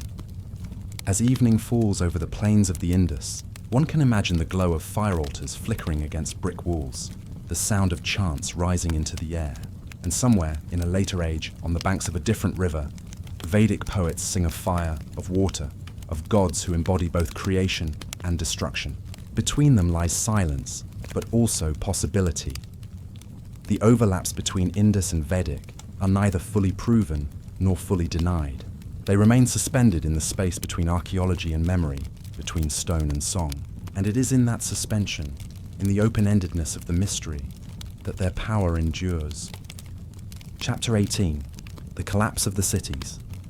The Indus Valley Civilization, a network of vast cities, meticulous grids, and flowing water channels, endured for nearly 1,000 years. Its heart was not the temple or the fortress, but the city itself, carefully aligned to the cardinal directions, sustained by trade, and bound together by a script we still cannot read. Yet by 1900 BCE, something began to shift. Streets grew quiet. Workshops ceased their craft. The great baths once filled with water lay empty. Brick by brick, the cities fell into silence. Archaeologists trace the pattern of decline across the valley. Mohenjo-daro, once alive with thousands of inhabitants, shows layers of abandonment. Harappa, the northern jewel, records its own slow retreat. Dholavira in Gujarat, once a thriving urban hub, shrinks into a settlement of smaller houses, its monumental reservoirs left untended. The end was not abrupt, not the fiery collapse of a single invasion or disaster. Instead, it was a long withdrawal, as if the breath of the civilization slowly exhaled and was not taken in again. What caused this silence remains one of archaeology's great enigmas. Some point to climate. Around the 2nd millennium BCE, paleoclimatic studies reveal a weakening of the monsoon. The rains, once generous, faltered. Rivers that sustained agriculture, rivers like the Gagahakra, identified by many with the ancient Saraswati, diminished in flow, leaving plains dry. A civilization so attuned to water, with reservoirs, baths, and carefully engineered drains, may have withered when the waters receded. Without fertile fields, without dependable harvests, the foundation of urban life may have cracked. Others trace the story to the rivers themselves. Geological surveys show shifting channels, floods, and the slow redirection of waters. The Indus is a river that wanders over centuries, altering its course, leaving behind abandoned beds and carving new paths. A city built on one channel could find itself suddenly stranded, its lifeline cut away. The story of Mohenjo-daro hints at this. Layers of flood deposits suggest repeated inundations. In some levels, silt fills the streets, evidence of waters rising higher than the city's defenses. Perhaps the people rebuilt again and again until the effort no longer matched the reward. But collapse is rarely explained by nature alone. Trade routes, once the arteries of the Indus world, also faltered. For centuries, the cities were tied to Mesopotamia, sending beads of carnelian, timber, ivory, and cotton to distant lands. Cuneiform tablets from Ur and Lagash speak of merchants arriving from a place they called Meluha, widely believed to be the Indus Valley. Yet by the early 2nd millennium BCE, those references grow scarce. Mesopotamia itself was entering a period of upheaval. When foreign markets closed, when exchange dwindled, the Indus workshops may have fallen silent, their goods no longer in demand, their artisans without patrons. Disease has also been whispered as a cause. In the cramped lanes of Mohenjo-daro, with its dense population and shared wells, the possibility of contagion is not remote. Some skeletons show evidence of leprosy, among the earliest known cases in the world. Traces of tuberculosis have also been identified. If epidemics swept through the cities, weakening their population, decline may have followed not by conquest, but by attrition, a slow surrender to forces too small to see. And then there is the question of invasion. Early scholars imagined Aryan warriors on chariots sweeping down into the plains, breaking walls and scattering the inhabitants. Passages in the Rig Veda speak of battles, of fort destroyers, of conquest. For a time, this vision of violent replacement dominated the narrative of collapse. Yet archaeology has not yielded firm evidence of widespread destruction. Cities were not burned, walls were not toppled in haste. Instead, they seem abandoned more than conquered, their decline more quiet than catastrophic. The theory of invasion lingers, but it no longer holds the weight it once did. What remains striking is the scale of disappearance. It was a civilization of writing, of standard weights and measures, of urban planning unsurpassed for its age. And yet, after the cities emptied, their script was never written again. No later culture preserved its words. The seals, the symbols, the very language of the Indus fell into silence, leaving us only with undeciphered fragments. Unlike Egypt or Mesopotamia, where traditions flowed forward into later history, the Indus world dissolved almost without trace. Some suggest that the people did not vanish, but dispersed. As the great cities declined, smaller villages grew in number across the plains of India. The urban order broke, but the cultural memory lived on in rural life, in craft traditions, in agricultural methods, in ritual practices tied to fire and water. The collapse, then, was not an extinction, but a transformation, a shift from centralized cities to decentralized communities. The grandeur of Mohenjo-daro was gone, but its people may have walked quietly into the future, carrying fragments of their heritage into the Vedic age and beyond. Standing today among the ruins, the silence is profound. At Mohenjo-daro, the wide avenues stretch beneath the sun, flanked by low walls of baked brick. The great bath lies empty, its steps leading into a dry basin. At Harappa, the granaries crumble, the outlines of houses barely visible against the earth. These are not ruins of destruction, but of abandonment. They feel less like cities struck down, and more like places left behind, as if the people walked away, carrying what they could, leaving the walls to the dust. The enigma deepens because the script does not speak. Each seal, etched with delicate symbols, a fish, a jar, a figure, a sequence of lines, holds meaning we cannot unlock. Were these prayers, contracts, lists of goods, names of kings? If we could read them, the story of collapse might be written there. Instead, we are left with silence, broken only by speculation. The Indus collapse is often compared to others. The fall of the Maya in Central America, the retreat of Angkor in Cambodia, the decline of Mycenae in Greece. Each of these civilizations left great cities abandoned, their people dispersed, their causes debated. In such comparisons, a pattern emerges, that urban life, however advanced, rests upon fragile foundations: climate, trade, health, stability. And when these shift, even the mightiest cities can crumble. The Indus story is part of this wider rhythm, a reminder that permanence is an illusion, that silence waits even at the height of grandeur. And yet, despite the unanswered questions, the ruins continue to breathe. The streets of Mohenjo-daro align with the cardinal points, still echoing the order its builders inscribed upon the earth. The great bath, though dry, still conveys the sanctity of water, the reverence for purification that has never left the Indian subcontinent. The seals, though mute, still hold the images of animals, trees, and perhaps gods, symbols that may yet awaken when the script is one day understood. The collapse of the Indus cities was not a single moment, but a process spread over centuries. And like so many processes of history, it resists neat explanation. Was it drought, flood, shifting rivers, broken trade, disease, invasion, or all of these entwined? The silence does not yield a clear answer.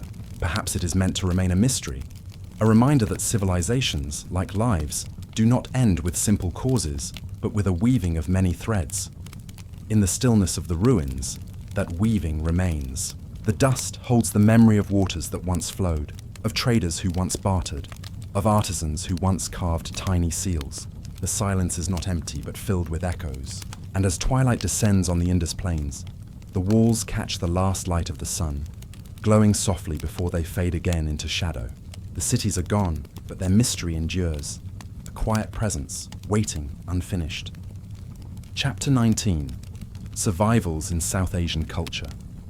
When the bricks of Mohenjo-daro crumbled and the wide avenues of Harappa fell silent, the story of the Indus Valley did not end. Civilizations rarely vanish in a single breath. They transform, disperse, and reappear in subtler forms, woven into customs, into gestures, into the quiet rhythms of daily life. Though the great cities of the Indus were abandoned by 1900 BCE, their echoes linger still, hidden in the continuities of South Asian culture.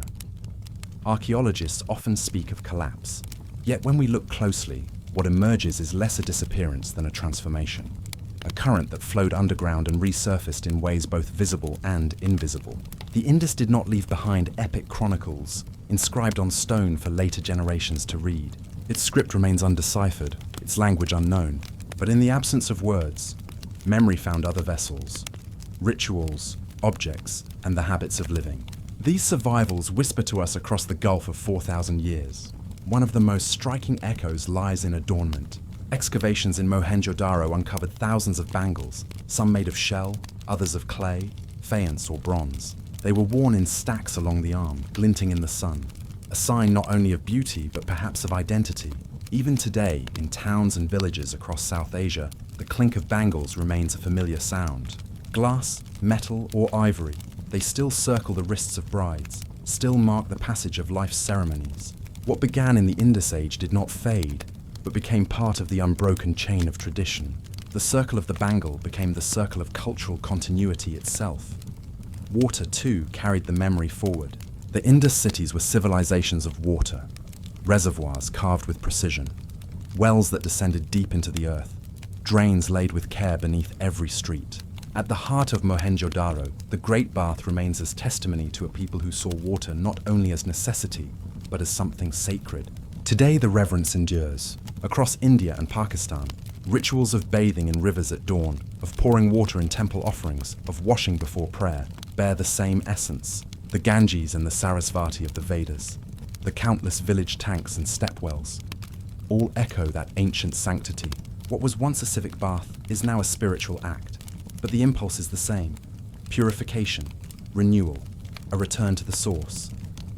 Urban memory also lingers. The grid patterns of Mohenjo-daro and Harappa, streets aligned north to south, east to west, neighborhoods divided with uncanny order, remind us that urban planning in South Asia has ancient roots.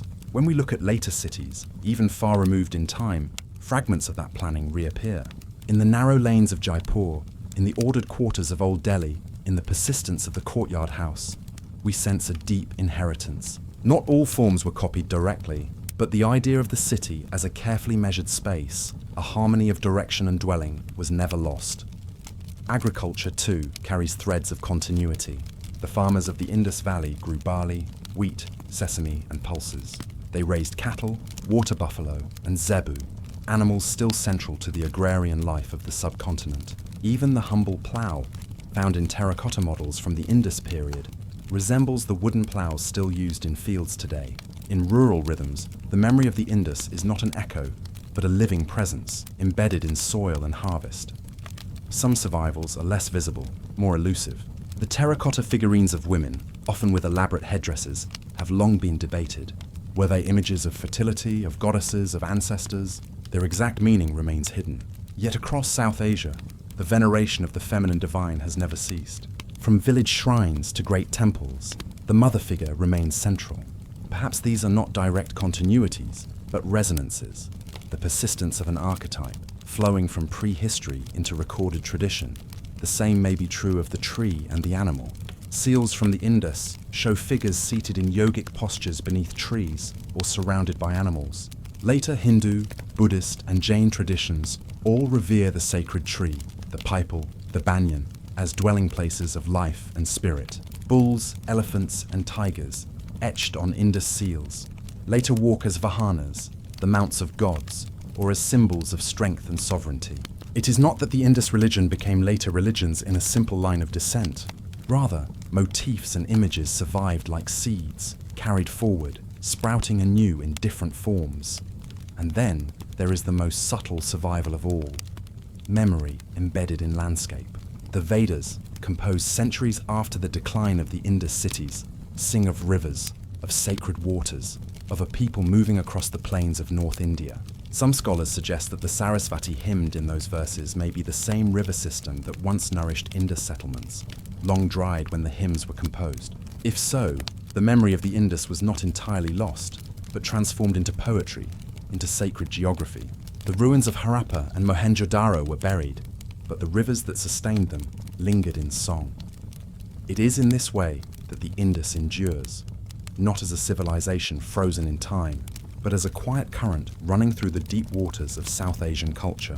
Its script may never be read, its kings unnamed, its myths forgotten. But in bangles and wells, in cattle and crops, in ritual and rhythm, its presence is unmistakable. It is a civilization that faded from stone, but not from life. And so, when one stands in the silence of Mohenjo-daro, amid the broken bricks and the emptied bath, it is tempting to think of disappearance, of finality. Yet beyond the ruins, life continues in forms that mirror the past. Women still circle their wrists with bangles. Farmers still guide ploughs across dusty fields. Pilgrims still walk to the river at dawn, cupping water in their hands. What is gone in stone survives in gesture. The Indus lives on, not in monuments, but in the everyday, in the unseen threads of continuity that bind past and present. The memory of the cities themselves remained buried for millennia, hidden beneath fields and villages, until archaeologists uncovered them in the 19th and 20th centuries. To the people who lived above the ruins, they were not known as the Indus Civilization. They were simply the earth beneath their feet. Yet when the bricks were revealed, when the great bath emerged into light, the recognition was almost uncanny. Here was something both utterly ancient and strangely familiar. Perhaps it felt that way because, at some deep level, its echoes had never left. The Indus Valley faded, but it did not vanish. Its voice lingers in silence, in ritual, in water, in the clink of bangles, in the furrow of a plough, in the rhythm of life that continues, unbroken, across 4,000 years. What was buried rises not only in ruins, but in the living pulse of South Asia itself, a civilization remembered, even when forgotten. Chapter 20. The Saraswati Myth and the Lost River. There is a river sung of in the oldest hymns of the Rig Veda, a river vast and luminous, celebrated as the mother of waters, the Saraswati. She is described as wide, as pure, as flowing with strength from the mountains to the sea. The poets of the Vedic age did not speak of her as a distant or mythic stream. They sang of her as real, alive, present in their world. To them, she was both a river and a goddess, a lifeline of fertility, a sanctified thread weaving together the land and its people. Yet when one looks to the maps of today, the Saraswati is not there. Modern India, with all its rivers, the Ganges, the Yamuna, the Indus, holds no stream that perfectly fits her description. Instead, there is a silence and absence. A mighty river once praised as supreme among rivers is now nowhere to be found. And so, for centuries, scholars wondered, was the Saraswati only a poetic vision, an invention of myth? Or was she once real, flowing in ancient times before vanishing into the sands? The answer lies buried beneath the earth. Geological surveys and satellite imagery, carried out in recent decades, have revealed ghostly channels running across the plains of northwestern India and Pakistan. Beneath the desert of Rajasthan, beneath the shifting sands of Cholistan, lies the dry course of a river that once flowed wide and strong. Traces of ancient beds stretch for hundreds of kilometers, from the Himalayas to the Arabian Sea. This was no minor stream, but a vast river system that shaped the land. And along its banks, archaeologists have found something remarkable. Hundreds of settlements, many of them belonging to the Indus Valley Civilization. The parallel between myth and science is striking. The hymns of the Rig Veda describe the Saraswati as flowing from the mountain to the ocean. The geological record shows a river that once did the same, fed by Himalayan glaciers, sustained by monsoon rains. The hymns call her the greatest of rivers.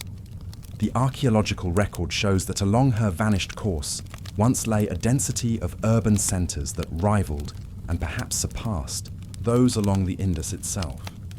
This has led some to ask whether the civilization we know as Indus might more rightly be called the Saraswati civilization. Harappa and Mohenjo-daro, with their monumental ruins, first captured the world's attention.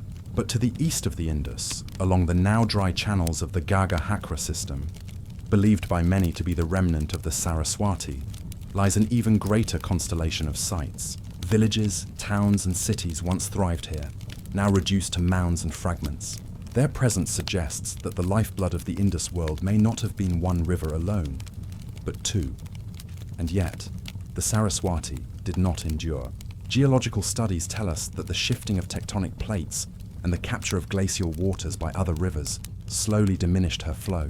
By around 2000 BCE, the great river had weakened, broken into disconnected streams, and in time, disappeared into the desert. Without her waters, the cities along her banks withered. Populations moved, fields dried, the hum of life shifted elsewhere. In this way, the decline of the Saraswati may have been one of the silent forces behind the fading of the Indus civilization itself. But memory is not bound to geology alone. While the river vanished from the land, it did not vanish from the mind. The hymns of the Rig Veda preserved her, transfigured into myth. into poetry, into sacred remembrance. Later traditions continued to revere the Saraswati, though her presence was increasingly associated not with a flowing river, but with the goddess of wisdom, learning, and the arts. The river became a symbol, an embodiment of clarity and knowledge, her waters flowing now in metaphor rather than in earth. It is this transformation that reveals something profound. A river once physical, sustaining crops and cities, became in time a river of memory, sustaining culture and spirit. When the people could no longer touch her waters, they touched her in story, in worship, in invocation. In this way, Saraswati never truly vanished. She was transmuted from matter into myth. Today, the dry beds of the Gagahakra are stark and silent, their channels filled with sand. Villagers dig shallow wells to draw what water remains. But when archaeologists walk these landscapes, they see more than desert. They see the ghost of a river that once defined an age. They see the outline of a forgotten world, where towns rose beside a flowing stream now gone. They see myth made visible in stone, in pottery, in the very bones of the earth. For some, the question lingers. Was the Saraswati of the hymns truly this river? Was the poetic vision of the Vedic seers born of memory or imagination? The geological record suggests continuity, but certainty remains elusive. Perhaps the Saraswati was many rivers at once, physical, spiritual, symbolic. Perhaps the poets spoke not only of a river they knew, but of the idea of the river, the archetype of life-giving waters, the eternal flow from mountain to sea. And so, the mystery breathes. The Saraswati stands at the confluence of archaeology and mythology, of science and memory. She reminds us that civilizations do not exist only in stone and ruin, but also in story, in song, in the unseen currents of human remembrance. A river once flowed across the plains of India, carrying with it the lifeblood of one of the world's earliest civilizations. Today she flows still, in verses written thousands of years ago, in the cultural memory of a land that continues to invoke her name. To trace her is to walk in two worlds at once, the material and the mythic, the measured and the remembered. In her we see how landscapes can vanish yet persist, how rivers can dry yet flow again in thought, how civilizations can fall yet leave behind echoes that never fade. And in the silence of the desert, where the wind moves over sand that once was riverbed, one may still imagine the Saraswati's waters, wide and clear, gleaming under the sun. Not gone, but hidden, not lost, but transformed.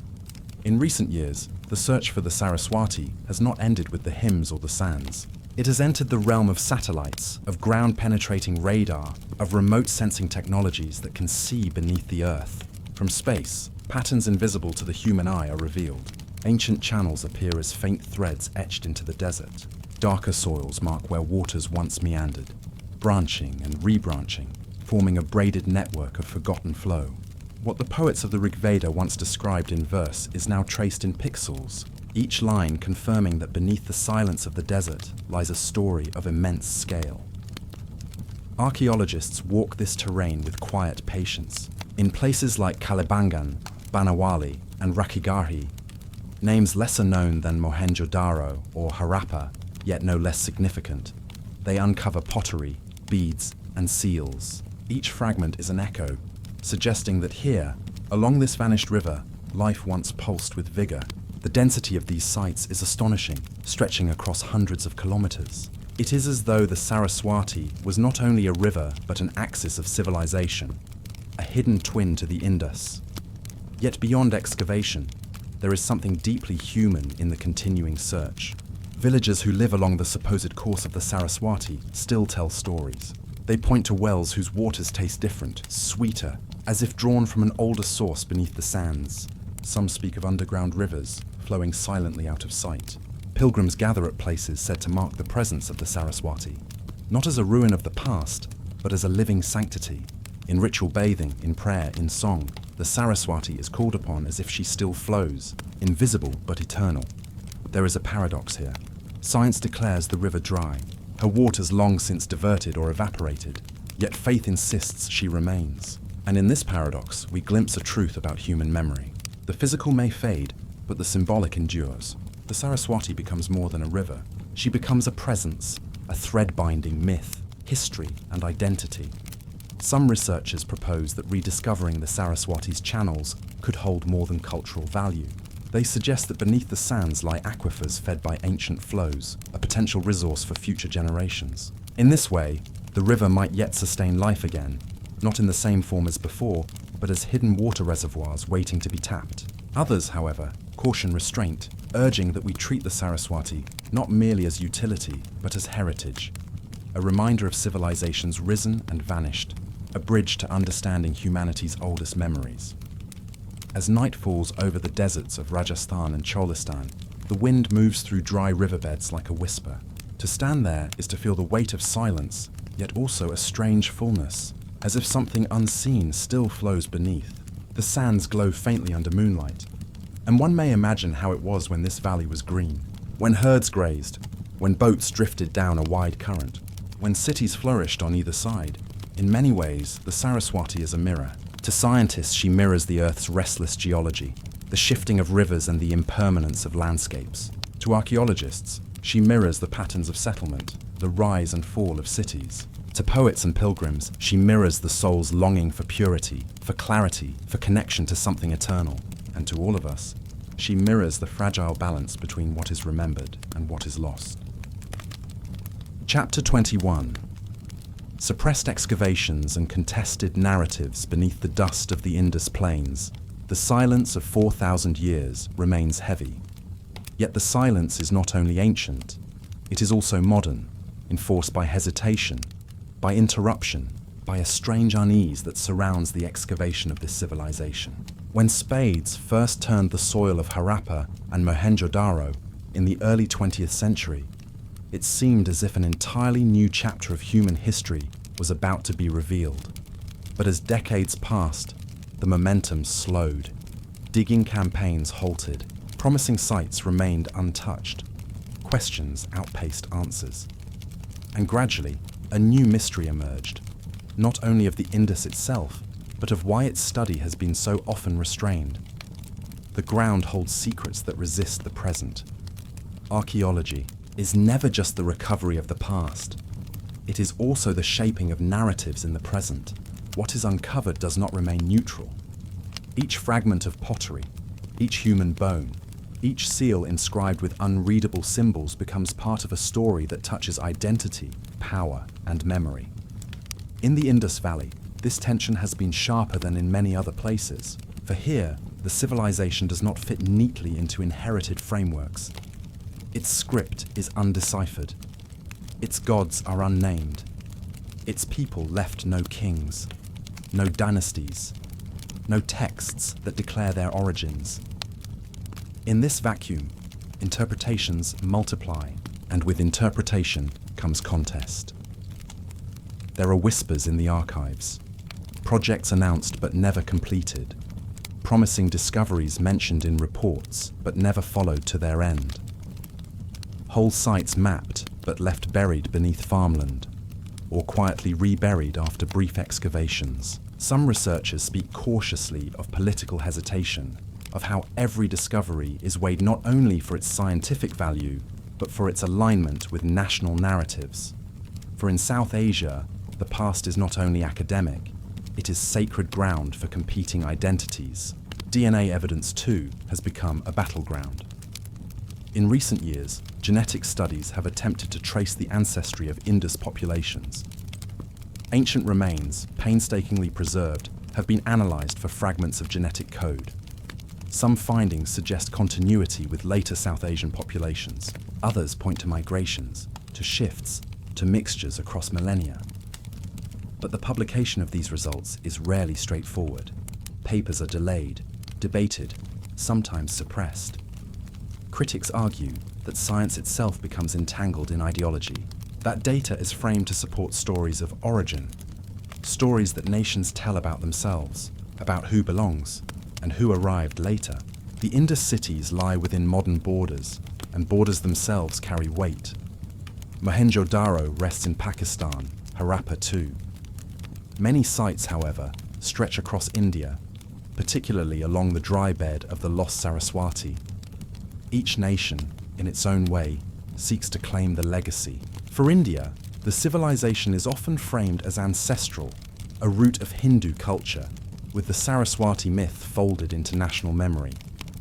For Pakistan, the Indus is invoked as a foundational symbol, a source of continuity distinct from later religious overlays. These positions are not merely scholarly, they are political, shaping the way excavations are conducted or delayed or framed in public discourse. Even the name of the civilization carries tension. To call it Indus emphasizes geography, the great river that flows through present-day Pakistan. To call it Harappan ties it to the first excavated city, neutral yet narrow. To call it Saraswati civilization, as some prefer, links it directly to Vedic tradition, collapsing archaeology into mythology. In this contest of names lies a deeper contest of ownership. Who claims the ruins?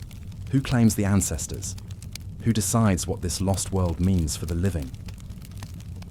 There are archaeologists who speak quietly, off the record, of trenches never reopened, of permits denied, of discoveries waiting in plain sight, yet cordoned by bureaucracy.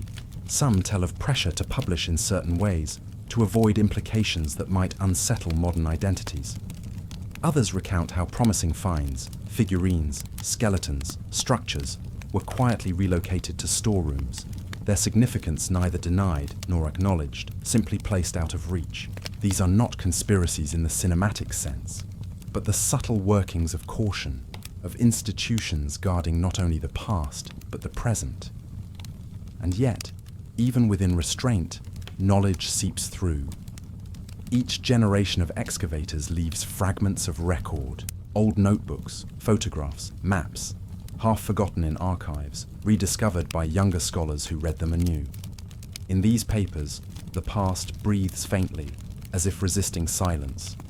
Sites like Rakhigarhi, Ganweriwala, Dholavira, each, in their own way, continues to whisper, even when the spades are absent.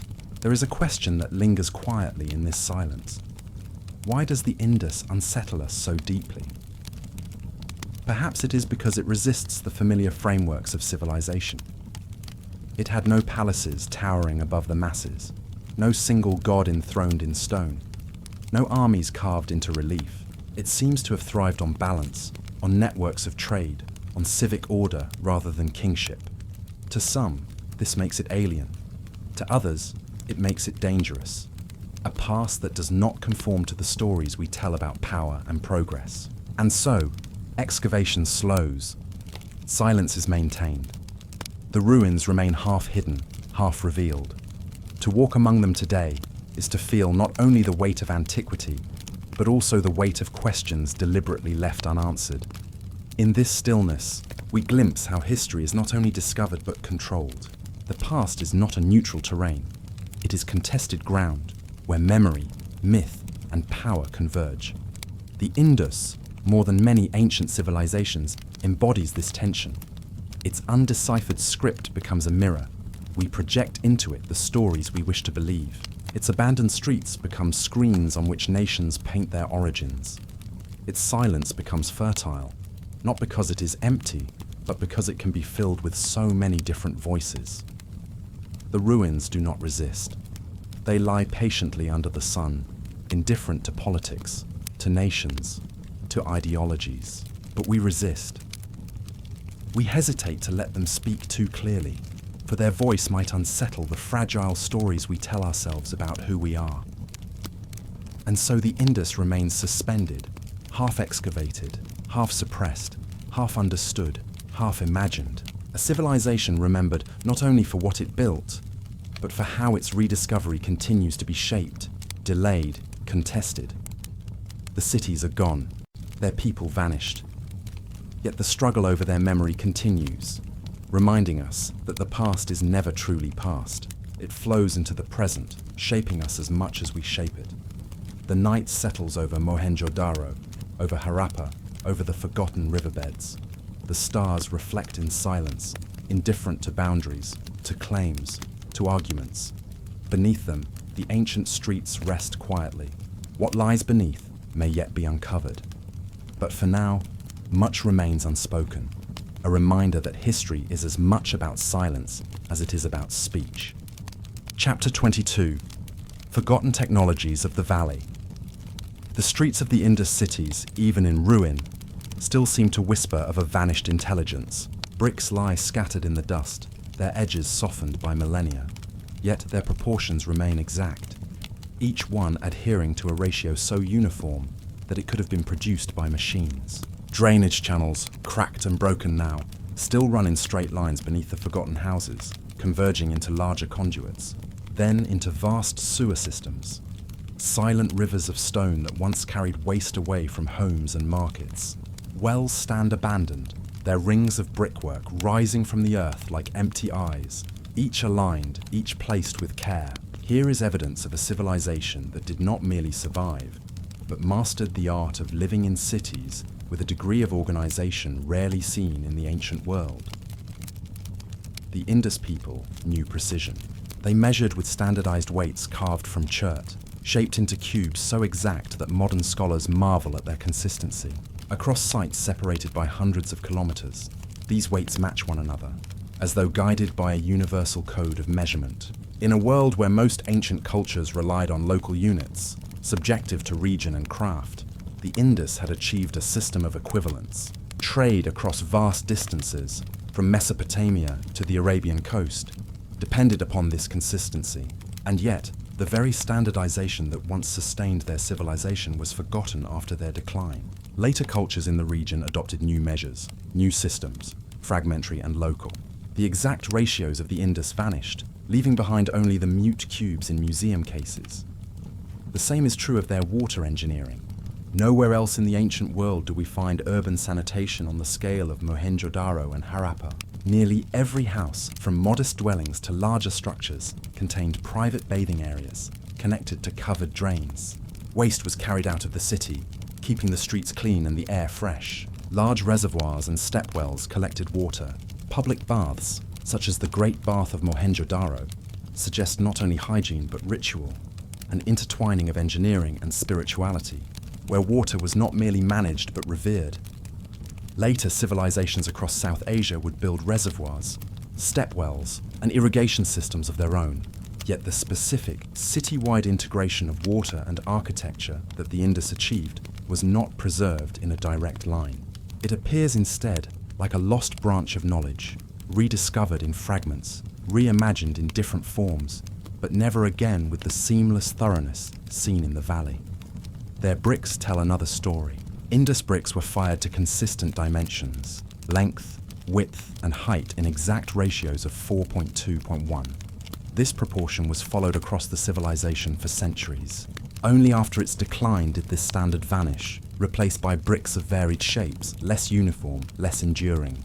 The collapse of order is visible even in the ruins of later settlements, a material echo of forgotten discipline. Why did these technologies vanish? Why did no subsequent culture preserve the system of weights, the precision of bricks, the hidden arteries of drains beneath the streets? This is the puzzle that lingers. Some scholars suggest that later peoples inherited fragments, but without the full framework, the knowledge decayed. Others argue that the Indus ways were simply unsuited to the needs of later societies, replaced by new approaches. But the silence feels deeper than practicality. It feels as though a chain was broken, a transmission of memory severed. In other civilizations, continuity is more visible. The geometry of Egypt endured into later temples. The writing of Mesopotamia evolved into scripts that carried forward.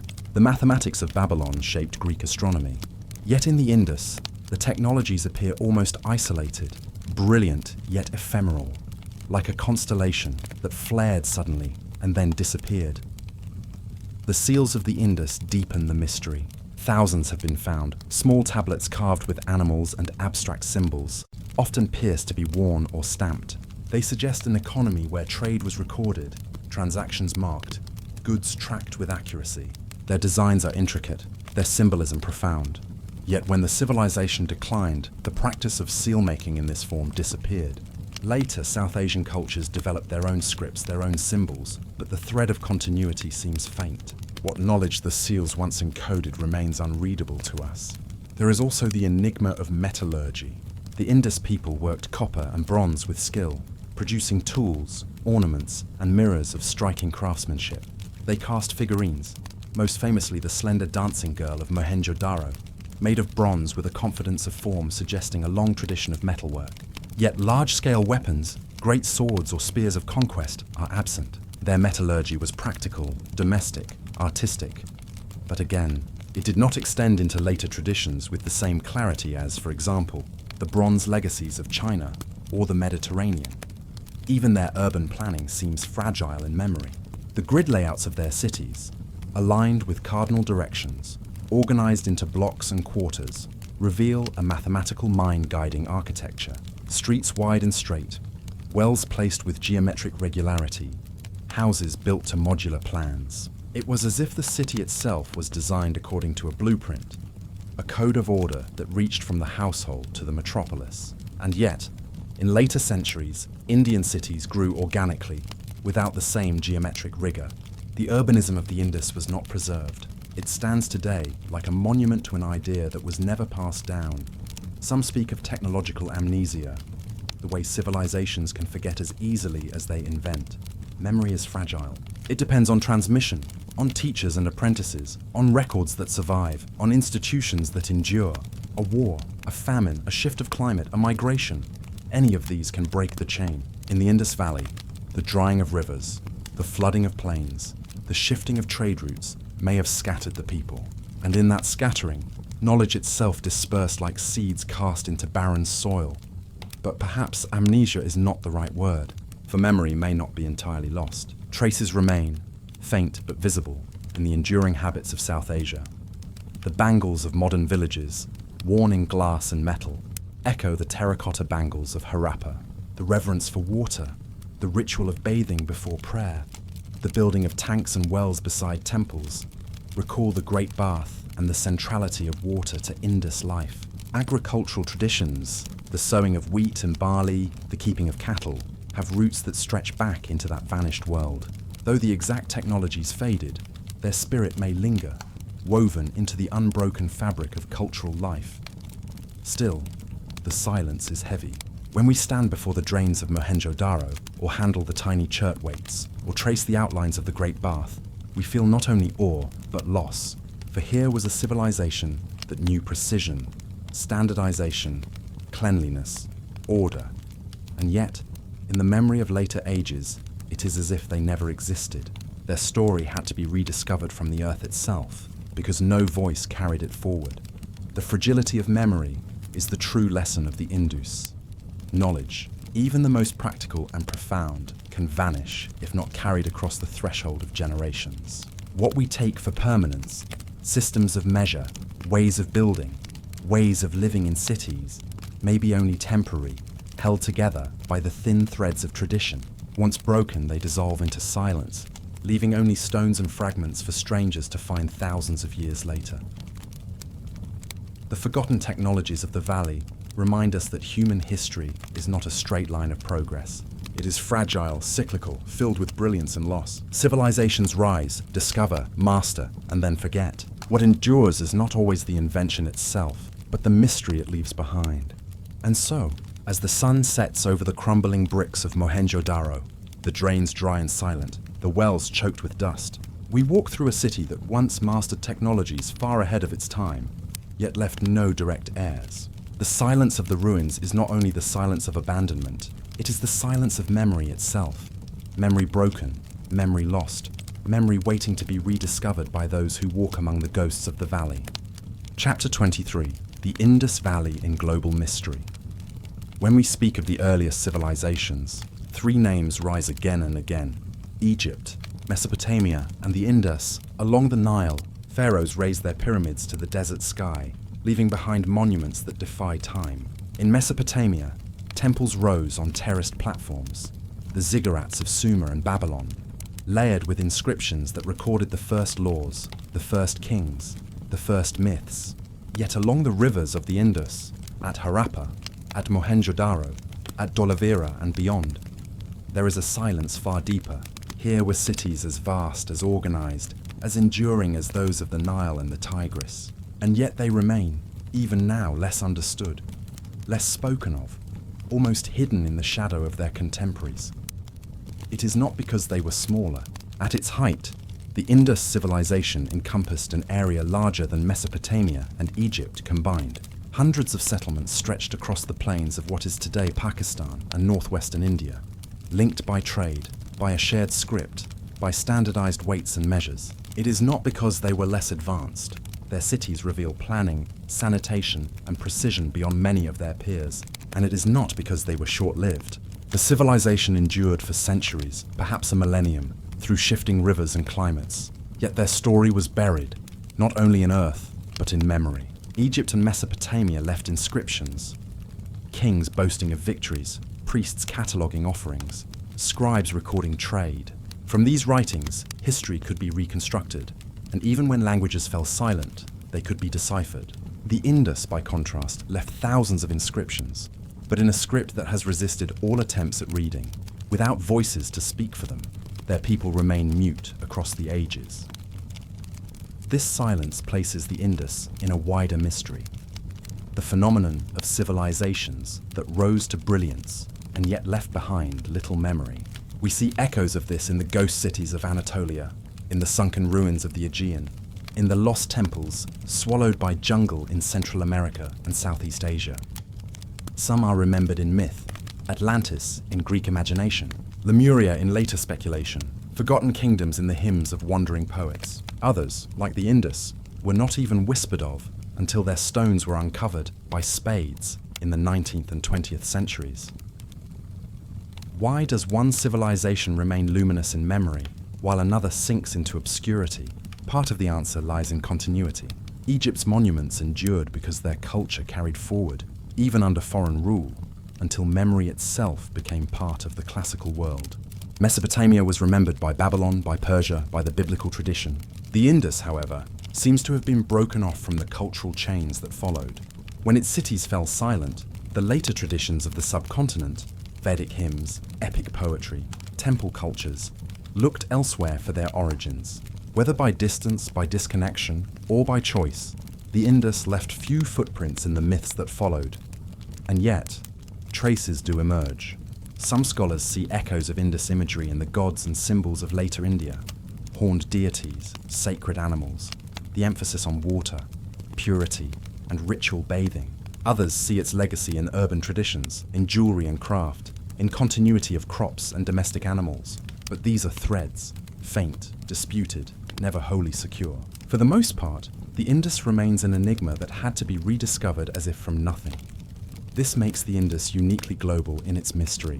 It is not only an ancient civilization, it is a mirror to the fragility of memory itself, a reminder that whole peoples can be forgotten, their knowledge lost, their voices muted, unless some accident of archaeology brings them again into the light. Just as the Maya were rediscovered beneath the canopy of the rainforest, just as the buried city of Çatalhöyük revealed a Stone Age world unknown, so too the Indus emerged unexpectedly when railway engineers uncovered old bricks in the 1800s.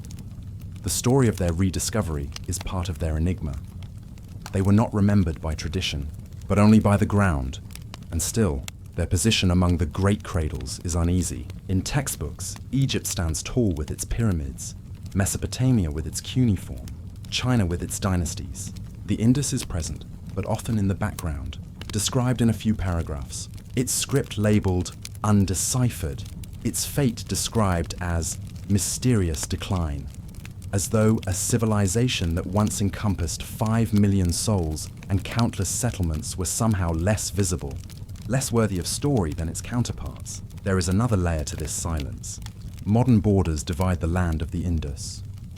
Its great cities lie mostly in Pakistan, while much of its remembered heritage is claimed within India. National narratives shape the way the civilization is spoken of, or not spoken of. To acknowledge the Indus fully is to touch upon questions of ancestry, identity, and belonging that are politically charged. In this way, its mystery is not only archaeological but cultural.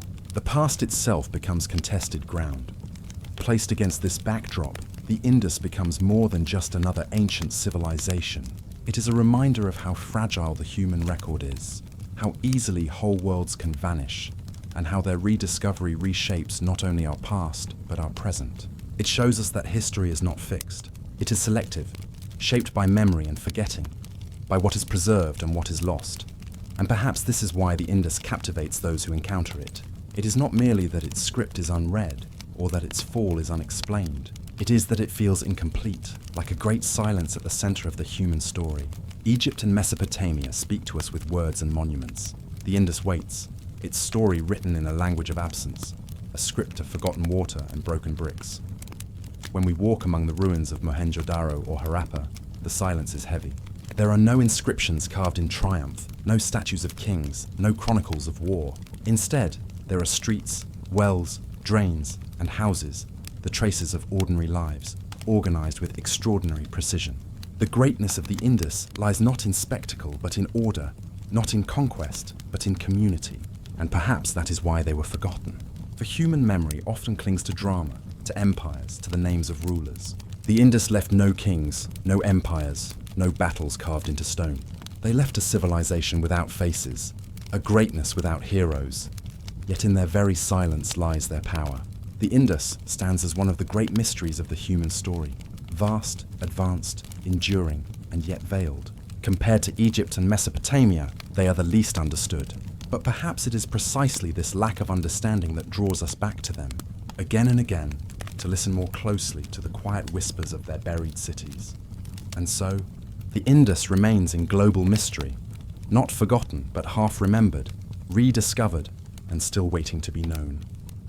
When we set the Indus beside other lost civilizations, the parallels deepen, and the mystery of its silence becomes clearer.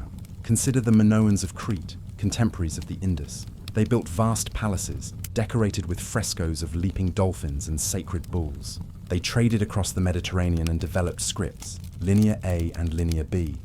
One of these, Linear A, remains undeciphered to this day, leaving scholars grasping at fragments. Like the Indus, the Minoans left behind cities without fortresses, art without clear records of war, and an enigma about their collapse. Both civilizations show us how fragile the memory of entire cultures can be when writing resists interpretation. Further west, the Olmec of Mesoamerica offer another comparison. They carved colossal stone heads, raised ceremonial centers, and shaped symbols that some see as the root of later Maya and Aztec traditions. Yet for centuries, they were forgotten, buried beneath forests, unmentioned in the stories of later peoples. Rediscovered only in the 19th century, the Olmec were suddenly thrust into the global narrative of first civilizations. The Indus, too, emerged this way, not preserved in memory, but excavated from beneath the soil across the Pacific. In the highlands of Peru, the city of Caral lay hidden for nearly 5 millennia. Only in recent decades was it recognized as one of the oldest urban centers of the Americas. There, too, we find monumental architecture without fortifications, vast ceremonial plazas without evidence of warfare. Like the Indus, Caral challenges the assumption that early cities must have been forged in conquest. And like the Indus, Caral remained absent from the collective human story until archaeologists unearthed its silence. Even the fabled city of Troy, immortalized by Homer, was for centuries dismissed as myth. Only in the late 19th century did Schliemann Spade reveal its ruins beneath layers of earth. Here, the parallel reverses. A city long remembered in legend was proven real. The Indus is the opposite, a civilization entirely real, yet almost unremembered in myth. Both show how the lines between memory and forgetting, between story and silence, shape the world we inherit. Placed in this global pattern, the Indus is no longer an isolated enigma. It becomes part of a wider rhythm in human history, a rhythm of rise, brilliance, collapse, and forgetting. Civilizations are not only built of stone and clay, they are built of memory. And when that memory breaks, when languages vanish or stories fail to carry forward, entire worlds can disappear from human awareness for thousands of years. Chapter 24, Echoes Beneath the Ruins. The journey draws us here, to the edge of silence, after cities without kings, streets without armies, and a script that resists every attempt at translation. We stand before the Indus Valley as though at the threshold of a dream. Mohenjo-daro, Harappa, Dholavira, Rakhigarhi. The names are spoken now, but for centuries they lay buried, sealed beneath earth and flood. Even in their rediscovery, they remain half-veiled, as if unwilling to fully awaken. The stones do not speak. The tablets remain unread, and the riverbeds lie dry. Archaeologists sift through broken seals, rows of bricks, fragments of pottery, precision weights, and delicate bangles. Each object whispers a fragment of life, but never the whole. A woman at her loom, a merchant weighing grain, children playing in the shadow of baked brick walls, a priest, or perhaps a scholar, carving signs into a seal that no one alive can now interpret. The traces are vivid, but the meaning drifts just beyond reach, like a voice muffled by time. The Indus script, carved on seals, etched into pottery, marked upon tablets of steatite, remains undeciphered. Dozens of attempts have been made to break its code. Some scholars claim it is a full written language. Others suggest it may have been a proto-script, a system of symbols, mnemonic but not linguistic. Still others doubt whether it encodes speech at all. For over a century the debate has endured. Unlike the Rosetta Stone, no bilingual key has been found. The silence of the Indus is not simply archaeological. It is linguistic, cognitive, spiritual. It is the silence of voices that once spoke fluently, but now exist only as unread lines in clay. And yet, silence can carry its own meaning. In that silence, we are reminded that not all knowledge is meant to be recovered, not all histories to be retold. Some civilizations dissolve not only in the soil, but in the deeper strata of memory, where myth and oblivion merge. The rivers, too, fell silent. The Saraswati, described in ancient hymns as vast and holy, once surged alongside the Indus, nourishing fields and cities. Geological surveys trace its vanished channels through the deserts of Rajasthan and Haryana, showing where waters once braided the land with fertility. Today, only seasonal streams and underground aquifers remain. Civilizations tied to the rhythm of rivers are also tied to their disappearance. When the waters dried, the cities emptied. Perhaps slowly, perhaps suddenly. The ruins do not tell us, and so we ask, were the Indus people victims of climate, of shifting tectonic plates, of exhausted soils, or did they choose to disperse, carrying fragments of their traditions into new lands, leaving their cities as husks behind them? No definitive answer comes. The earth keeps her secret. Some suggest another possibility, that the Indus guarded knowledge so deeply it could not be destroyed, only hidden. Hydraulic engineering, standardized weights, precise urban planning, even rituals surrounding water and purity, all appear sophisticated, deliberate, and enduring. Could it be that fragments of their wisdom entered later cultures, disguised as myth, ritual, or tradition, so deeply woven that their origins were forgotten? We cannot know. We can only sense the echo. When night falls upon the ruins of Mohenjo-daro, the silence deepens into something almost sacred. The outlines of streets stretch like shadows, straight and geometrical, carved into the earth like a memory. The great bath lies empty, its baked bricks still fitting tightly after 4,000 years. One can almost imagine the surface of its water shimmering beneath moonlight, as voices echo and feet tread the stone steps in some ritual of cleansing or renewal. The stones remain, but the people are gone. Every civilization believes it will endure. Every city believes its walls are strong enough, its systems resilient enough, its gods enduring enough to outlast the ages. And yet, time has always proven otherwise. The ruins of the Indus are reminders not of endings, but of cycles. For Egypt, Mesopotamia, the Maya, the Minoans, the Olmec, and countless others, the same pattern unfolds. Flourish, fade, forget, be rediscovered, and leave behind echoes too faint to be fully understood. The Indus may be the most haunting of them all because of the purity of its silence. No great battles inscribed in stone, no dynasties boasting of their conquests, no epic carved into walls to proclaim their gods. Only balance, order, and then absence. The absence is itself a presence, one that makes us wonder whether forgetting is part of the design. Perhaps memory itself is the greatest ruin. Civilizations may leave their stones, but without the story, without the voice, they become husks of meaning. The Indus leaves us this paradox: ruins more enduring than memory, silence louder than words. And so we close, not with answers, but with questions. What happens when the past refuses to be fully known? What lessons are hidden in silence that cannot be unlocked by archaeology or science alone? And how many other civilizations, as vast and as brilliant as the Indus, remain buried still, waiting for rivers, winds, or chance excavations to stir their echoes once more? The Indus Valley reminds us that the Earth is not a static stage for human history. It is itself a living archive, burying and revealing, silencing and speaking in rhythms beyond human time.